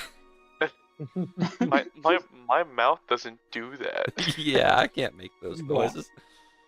Just- But yeah, so the small inscription reads that those who wish to embark upon the pilgrimage must pray here and ask for entry to the exalted lands. Pilgrimage? Yeah. I guess this is like a starting point. Seems so. This is where I'm gonna chime in and say that I have no idea what it says. So Yeah, it's just it's just talking about how if you want to go on a pilgrimage to the exalted lands, you have to kind of ask for permission here. Have y'all Oh. heard of an exalted lands before? well, yeah, it's like it's the place of taboo, basically, where everyone like knows it's there, but no one's like. Oh, that supposed to go. place. Oh, the like desert, like bad Nope. place. Nope. See where the Oh. tree is? It's that. Basically, yeah, everything underneath the tree is basically the exalted land. Oh, like the big tree. The, Yeah. the one that we were, just referring to. Yeah. No. Listen, I figured the tree planted was near here. I didn't realize it was like the tree. No, it's the tree. Wow. Okay. Yeah. No, that. Oh yeah. Yep. That's the tree. The tree. It's the tree. The exalted lands. Oh. Yep. It's okay, Bo. The law doesn't extend there. It doesn't matter to you. It's a lawless land. Yeah. Yeah. No, I know exactly what y'all are talking about. Yeah. Yeah, so I guess if we ever wanted to go on a pilgrimage there, this is where we'd go to first. Wow. I don't know how much pilgrimaging I'll be doing in my lifetime, but I mean, I guess Oric's not a pilgrim. I suppose I'm not. it seemed like a fun challenge, honestly. You guys are dumb. As you guys all turn to see a little kid just standing next to you guys, crossing his arms and looking at the shrine. Oh yeah? Says who? Everyone knows that pilgrimages to the exalted lands are against the law now. Thanks, Bo, for letting us know about the law on this entire thing that we were talking about. Bo's gonna stare off, start whistling. Yeah, the king and all the other rulers of all the other kingdoms said that nobody's allowed to go there anymore. Well, People used to do it all the time, but a bunch of those people died. So, Oh, Just a so it's bad idea. basically Oh. Too Okay. dangerous, basically. yeah. What's your name, kid? My name's Tony. Fuck you, Tony. What? I'm just playing. This poor kid. Well, you know what? Just because you said that, I'm gonna tell people that you're trying to do a pilgrimage. All right, let them know that my name is Arthur and I'm a Leonin. Oh yeah, my name's Temton, and I'm a kobold. And my name's Dwell.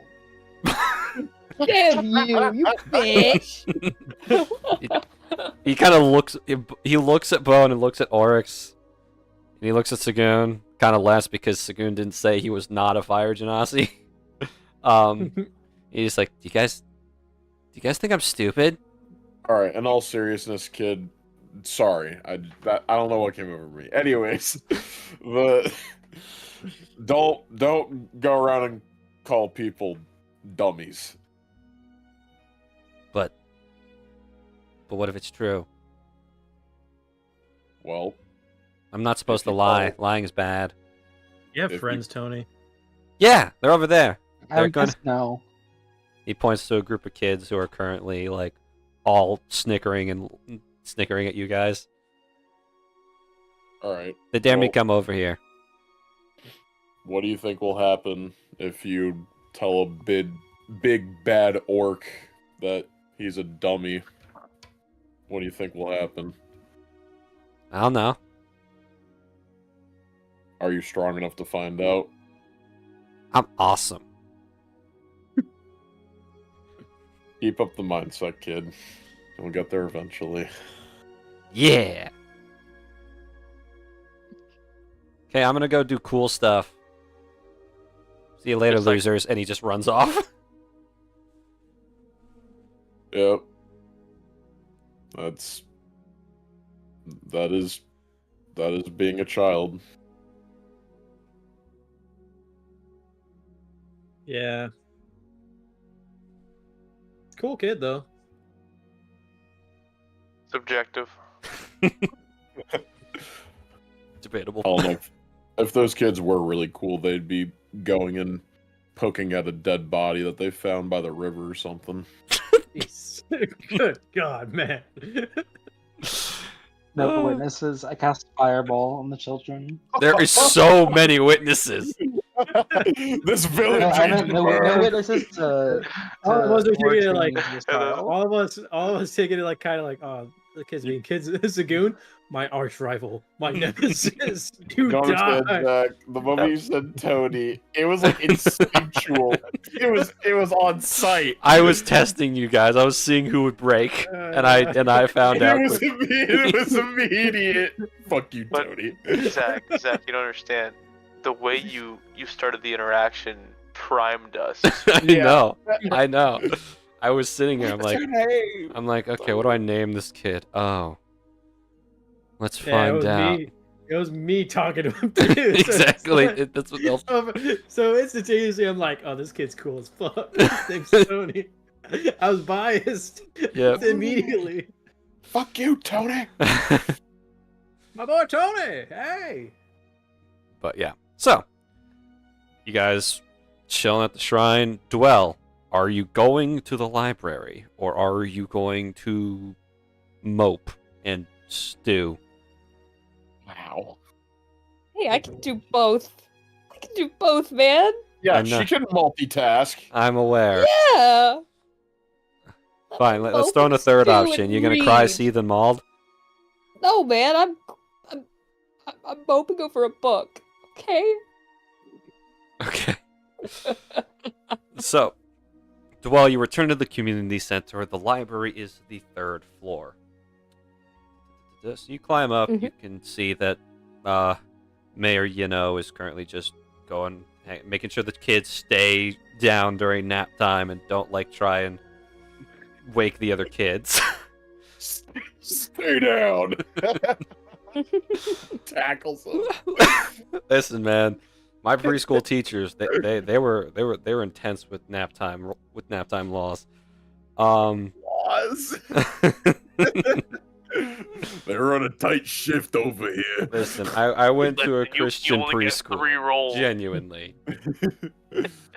Look at this guy here breaking the law. Being awake. If you're a real fuck up, you go in the timeout corner. So, Dwell, You stay on your mat. Yeah. compared to sir. the libraries you have Shoes. compared to the libraries you've been to in Sidale or the Mages Union, or especially the one in the Sage of the Temple of the Sage of Time, this is a very small and modest library. You can immediately tell that a lot of it is a fiction library. There's a couple of books on nonfiction, just sort of like they are children's like learning books. Like the kids like, oh, I want to make a little project about butterflies. Oh, okay, this book will tell me cool, fun facts about butterflies. That's the extent of the nonfiction section.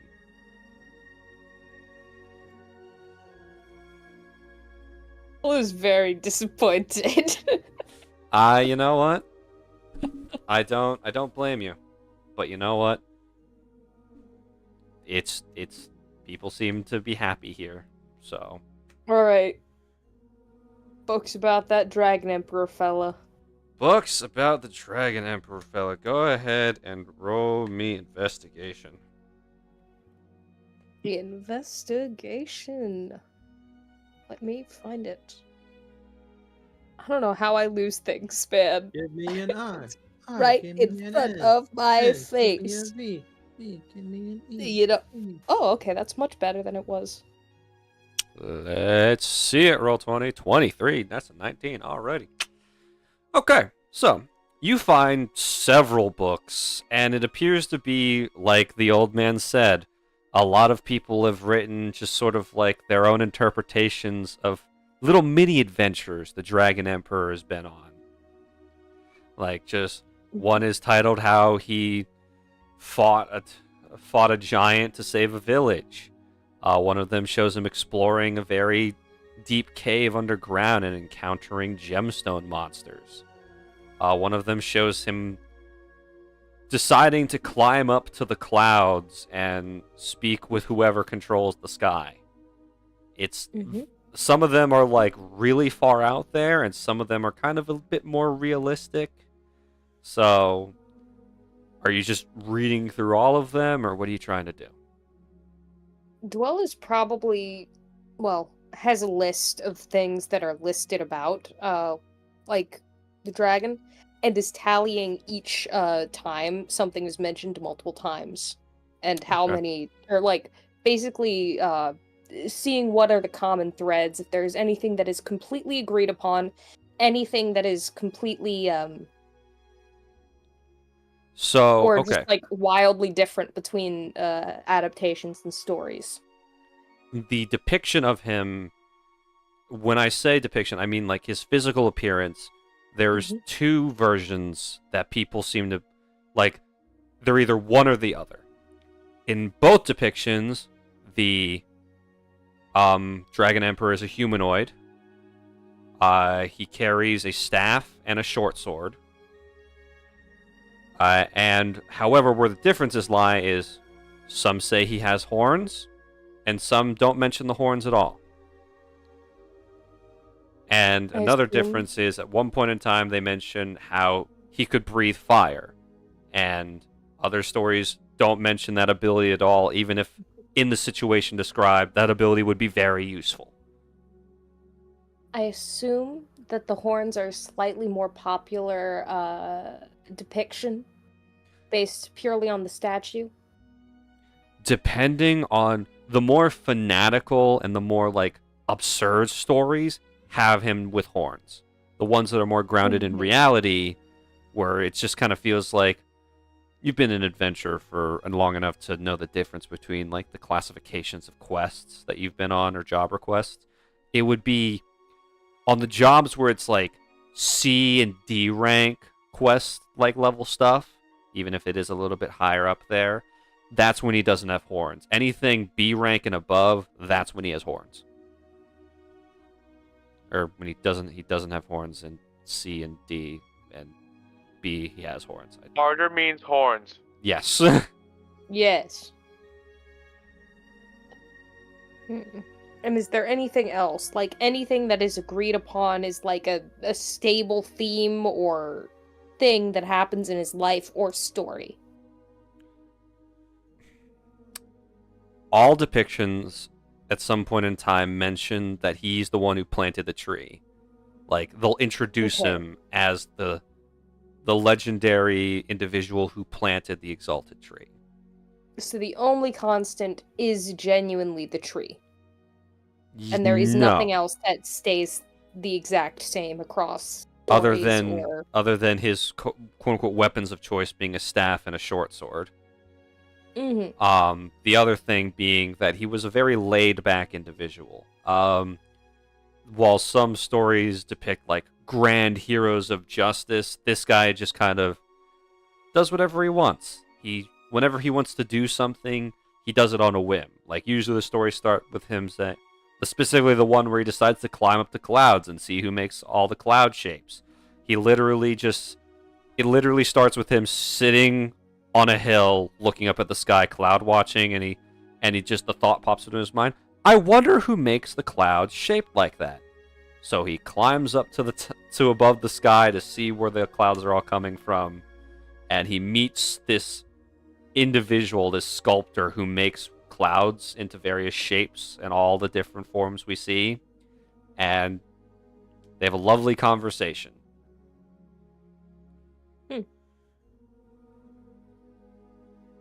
Well, Dwell has like tree, maybe horns. Horns equal hard, I guess. And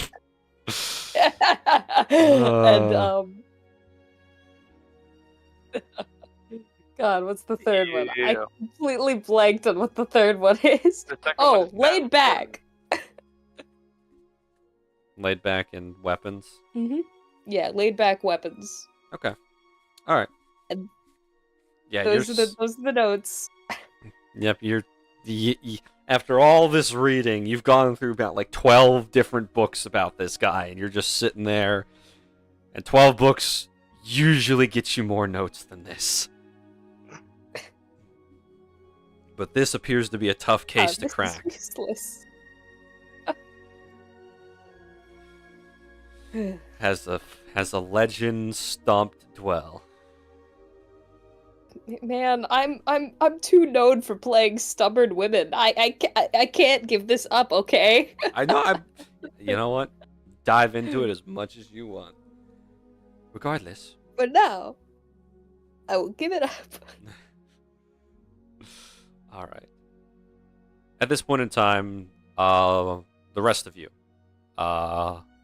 going back to the community center, going somewhere else. What's the plan?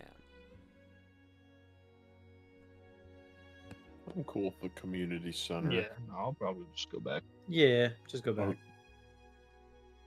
Same. I want to walk past the statue, like on the way back. Marl, did you enjoy our conversation on everything that we just had? Yes. Welcome back, buddy. Welcome back. I've been fighting to stay awake, to be honest. I'm going to rewatch the VOD to be able to fill out my notes. Understood. Appreciate it. I'm sure the rest of your fellow players appreciate that. Yes, we do. Especially for next time. Regardless. Everybody returns to the community center. Dwell, at this point you're coming downstairs. It's like hurt your pride a little bit. These confounded, stupid little. Yeah, that's the note that the rest of you all approach Dwell on. Mm-hmm.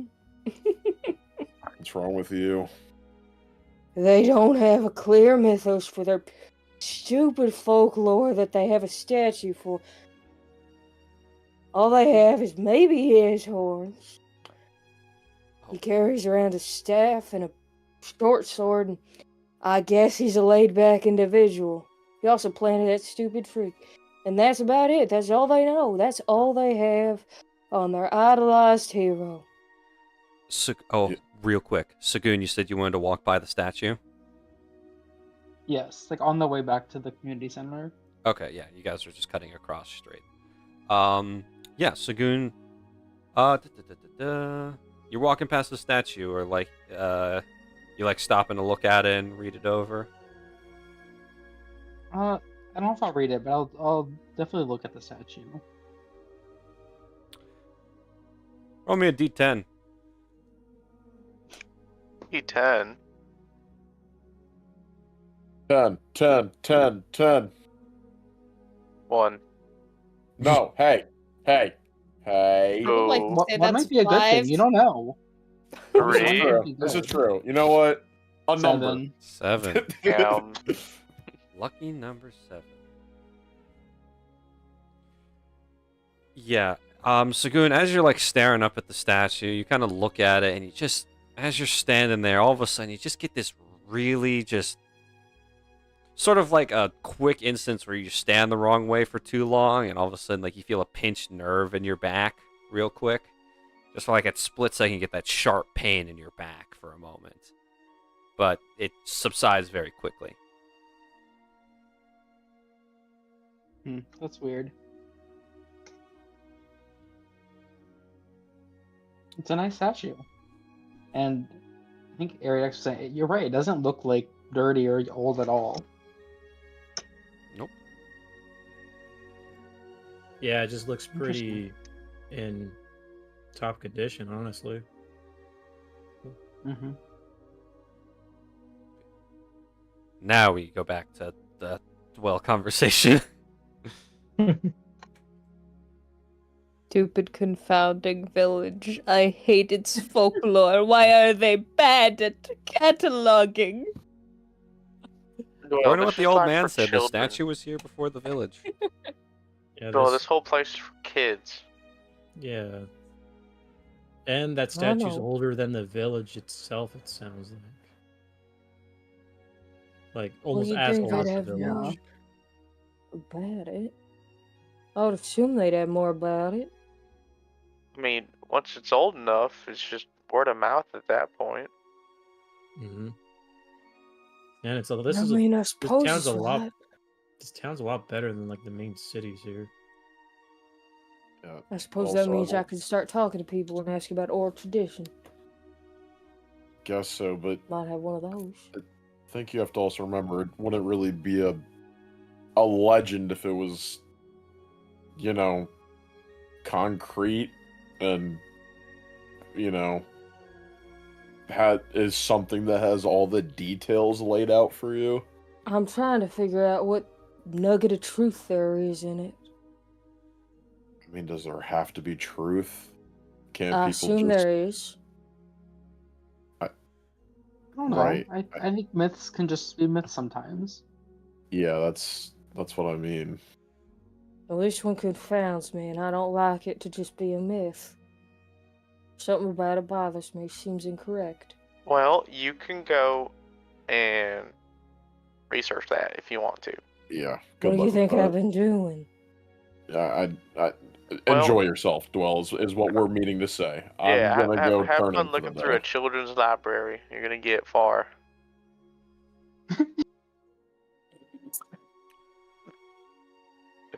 As you Good one, guys Bo. enter into the community room where you guys will be staying, you are overwhelmed by a delicious scent of various cooked meals as you look as Mayor Vantha stayed true to her word and has ensured that you guys are going to be well fed tonight.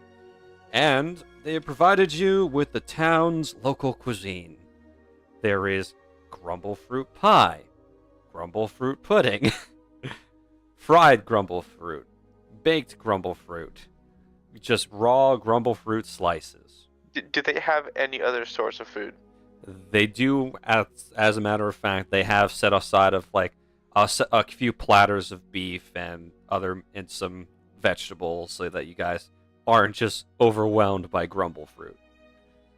because obviously there are certain nutritional things that a fruit can't provide, no matter how magical it is. But yeah, there's water, grumble fruit juice, and just there is coffee if you want to drink that before you go to bed. But yeah, there is a note saying that it's all fresh and prepared by the people who are just trying to show their gratitude. So dig in. Oh, all right. Thank you so much, Mayor. Yeah, for real. This is It's quite the spread. much appreciated. I always like trying new things. No, I'll have to thank her next time we. Oh, she is. no, here. no, Oh, she's my not. bad. She's not. I was gonna say there's a Oh note. God, There's a never note. mind. I'm Oh, sorry. I'm I stupid. thought you said as the mayor, No. I'm stupid. I'm the one that said it. I thought you said as the mayor promised. She was like presenting it. She was like, see, but no. Okay. Yeah. But yeah. Well, Bo is getting every single way you can make a grumble fruit and the juice. Yeah, I'll just say I just want to try a grumble fruit as is. They do have just a massive grumble fruit there. Like they've got a bowl of it. I'd So, like one. is everybody eating grumble fruit? I'm assuming. Oh yeah, there, bud. Oh yeah. Marl, I don't Ariax? think so for Ariax, because I don't know if they may import it to Nyland, but I just don't know. No. I mean, are you eating one now? Not have you Oh. eaten one? Oh yeah, yeah, he'll eat one. Why not? Yeah, I'm munching. Okay, so grumble fruit's consistency. When you bite into it, it's a transparent, extremely juicy fruit. Think of it, it's got like the texture of a really good peach, but sort of like a citrusy flavor with a bit of I'm trying to think. Think more. Okay, never mind. It has got the texture of a grape, but almost the flavor of a citrusy peach. It's the best way I can describe it. It is also a very messy fruit. Like once you break through the skin, it's like almost all like a gelatin, almost liquid texture inside, or consistency inside. And on the pure raw ones, there's like seeds and stuff that you have to like eat around. A note did say that if you could do us a favor and save the seeds, that would be much appreciated. Recycling and all that. Or composting, I guess. I don't know.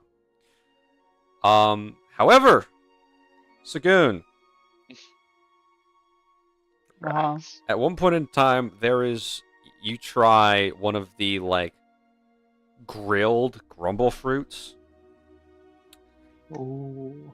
When I say that every time you've grilled something to the point of it being scorched and burned, this has overtaken your sense of taste entirely. Nothing you've made yourself or asked somebody to burn for you has compared to this grilled piece of fruit, and it's not even burned. So beautiful. Ugh, I love this place so much. They have burnt food, and they burn it well. All right. I don't know about that, but okay. Telling you, this is the best thing I've ever had in my whole life. I'm Make really sure happy to for you, back with Sagoon. you, I guess. Hey, You actually, might want to invest in bringing some of those home, or maybe keep the seeds. If you know what I'm saying. oh shit! Hold on, I Ooh. forgot about this aspect of it. Ariax and Marl. Yeah. Both of you, as you're tasting this fruit, everybody else got the flavor I described before. For you two, it is extremely spicy. Like you just bit into a pepper.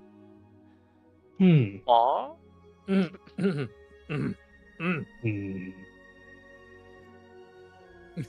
Ariax is like looking at Marl, just like, What? What's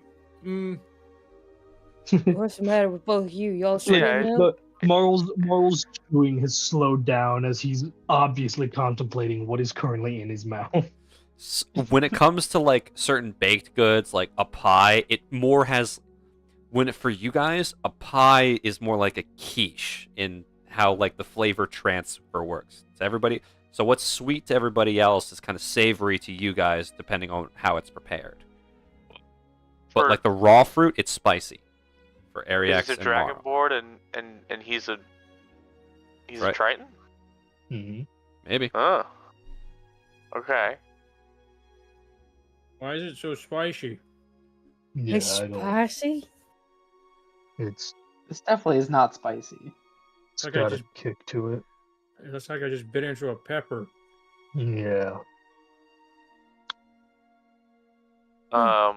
Cautiously takes another bite to keep analyzing. It's not like the fire like horrible peppers from hell that you guys had from the kebab stand that one time. It's a nice kick to it. It's not like a horrible death. You didn't just eat a ghost pepper. It's more like you got like a spicy habanero or a red pepper. It's somewhere between those spice level. I just don't understand it. Why it tastes like that? It confuses my mind. Well, for me, it tastes like citrusy and like peachy and nice. It's real, yeah. Well, It's you really think it flavor. tastes like spicy? Yeah. Like I said, it's like I'm biting a pepper. It's not like bad, but it's just confusing. Huh.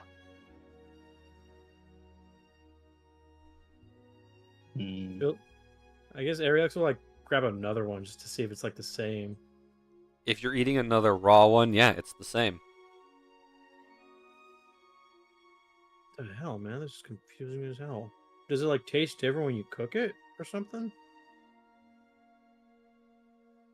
I Well, guess it Bo's must, got every yeah. type of crumbleberry he could find, like all the types, and he's been like taste testing each little one. Could he successfully say if it tastes different cooked? It does taste different cooked, but it's nowhere like Ariax and Marl are describing. Yeah. No, I mean it's like, I guess it's like richer when it's cooked, but it's just not spicy. Still like the lemon, citrus, peach. Alright, if I grab one? Just to see? Yeah, Just sure. to- I mean, yeah, feel free. Yeah, I'll try one of the like prepared ones. Peach one or something. There's like there's a grilled, there's fried, there's cake, and there's pie. Those are like the main things. Which one would you like to try? I'll do the grilled one. Grilled one? Same flavor. It's like somebody just grilled up a pepper for you and added some seasoning. It doesn't like kick as bad with the spice, or kick as much with the spice, but it has like, it's got like that savory, spicy flavor to it. It's still like it's not bad. It's good, but it just tastes like a pepper still. Huh. I wish I could taste what y'all are tasting, because I'm very curious. It's Same. interesting hearing you all talk about like a sweet citrusy thing and then having more of a kick to it. Yeah, it's just like, yeah. It's not bad. It's just confusing. Well, it's an interesting revelation. I guess and for different people. Does it anyone else tastes taste it differently? I'm getting citrusy peach. That's about it to me. Tastes sweet to me. Same here. Sagoon, this is ambrosia. This is the nectar of the gods. I'm like talking with the. Are there any townspeople in the community hall with us or no? Someone is like there's a couple people just in passing. They like helped bring the food over, or maybe some of them are just like going about their day in the community or their evening in the community center before you guys start to turn in. I would like to just walk up to one of them and be like, "Hi, can I purchase 5 crumble fruits from you?" I don't sell any. From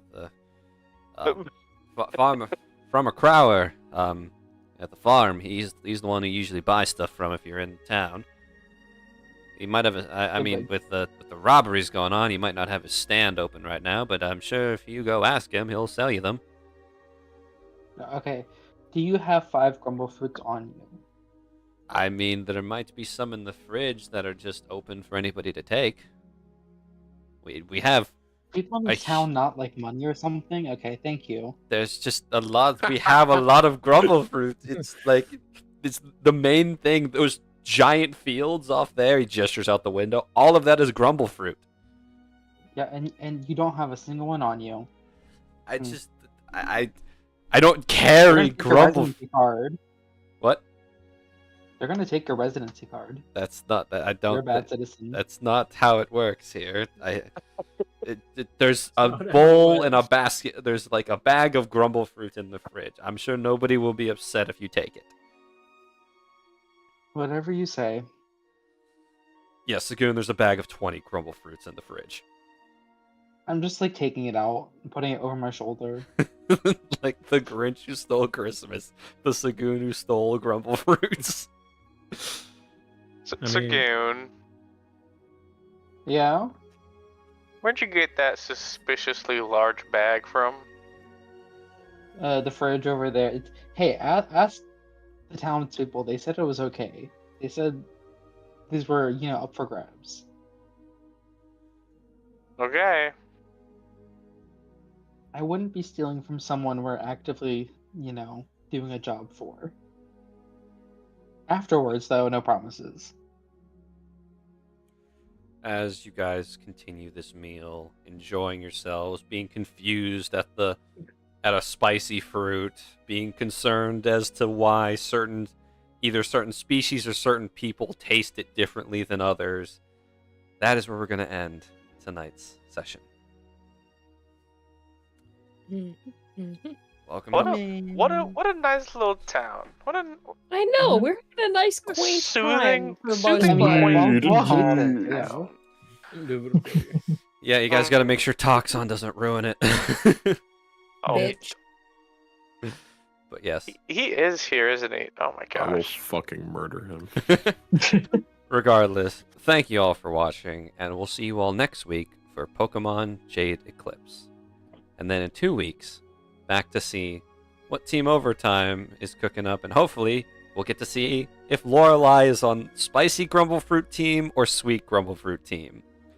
Regardless. And then in 3 weeks, it's gonna be Jade Eclipse again. Exactly. And then in 4 weeks, it's gonna and so on and so forth. We hope to see you all again soon, and thank you all for watching. Goodbye. Bye-bye. Later. Bye. Toxin's Y'all. dead.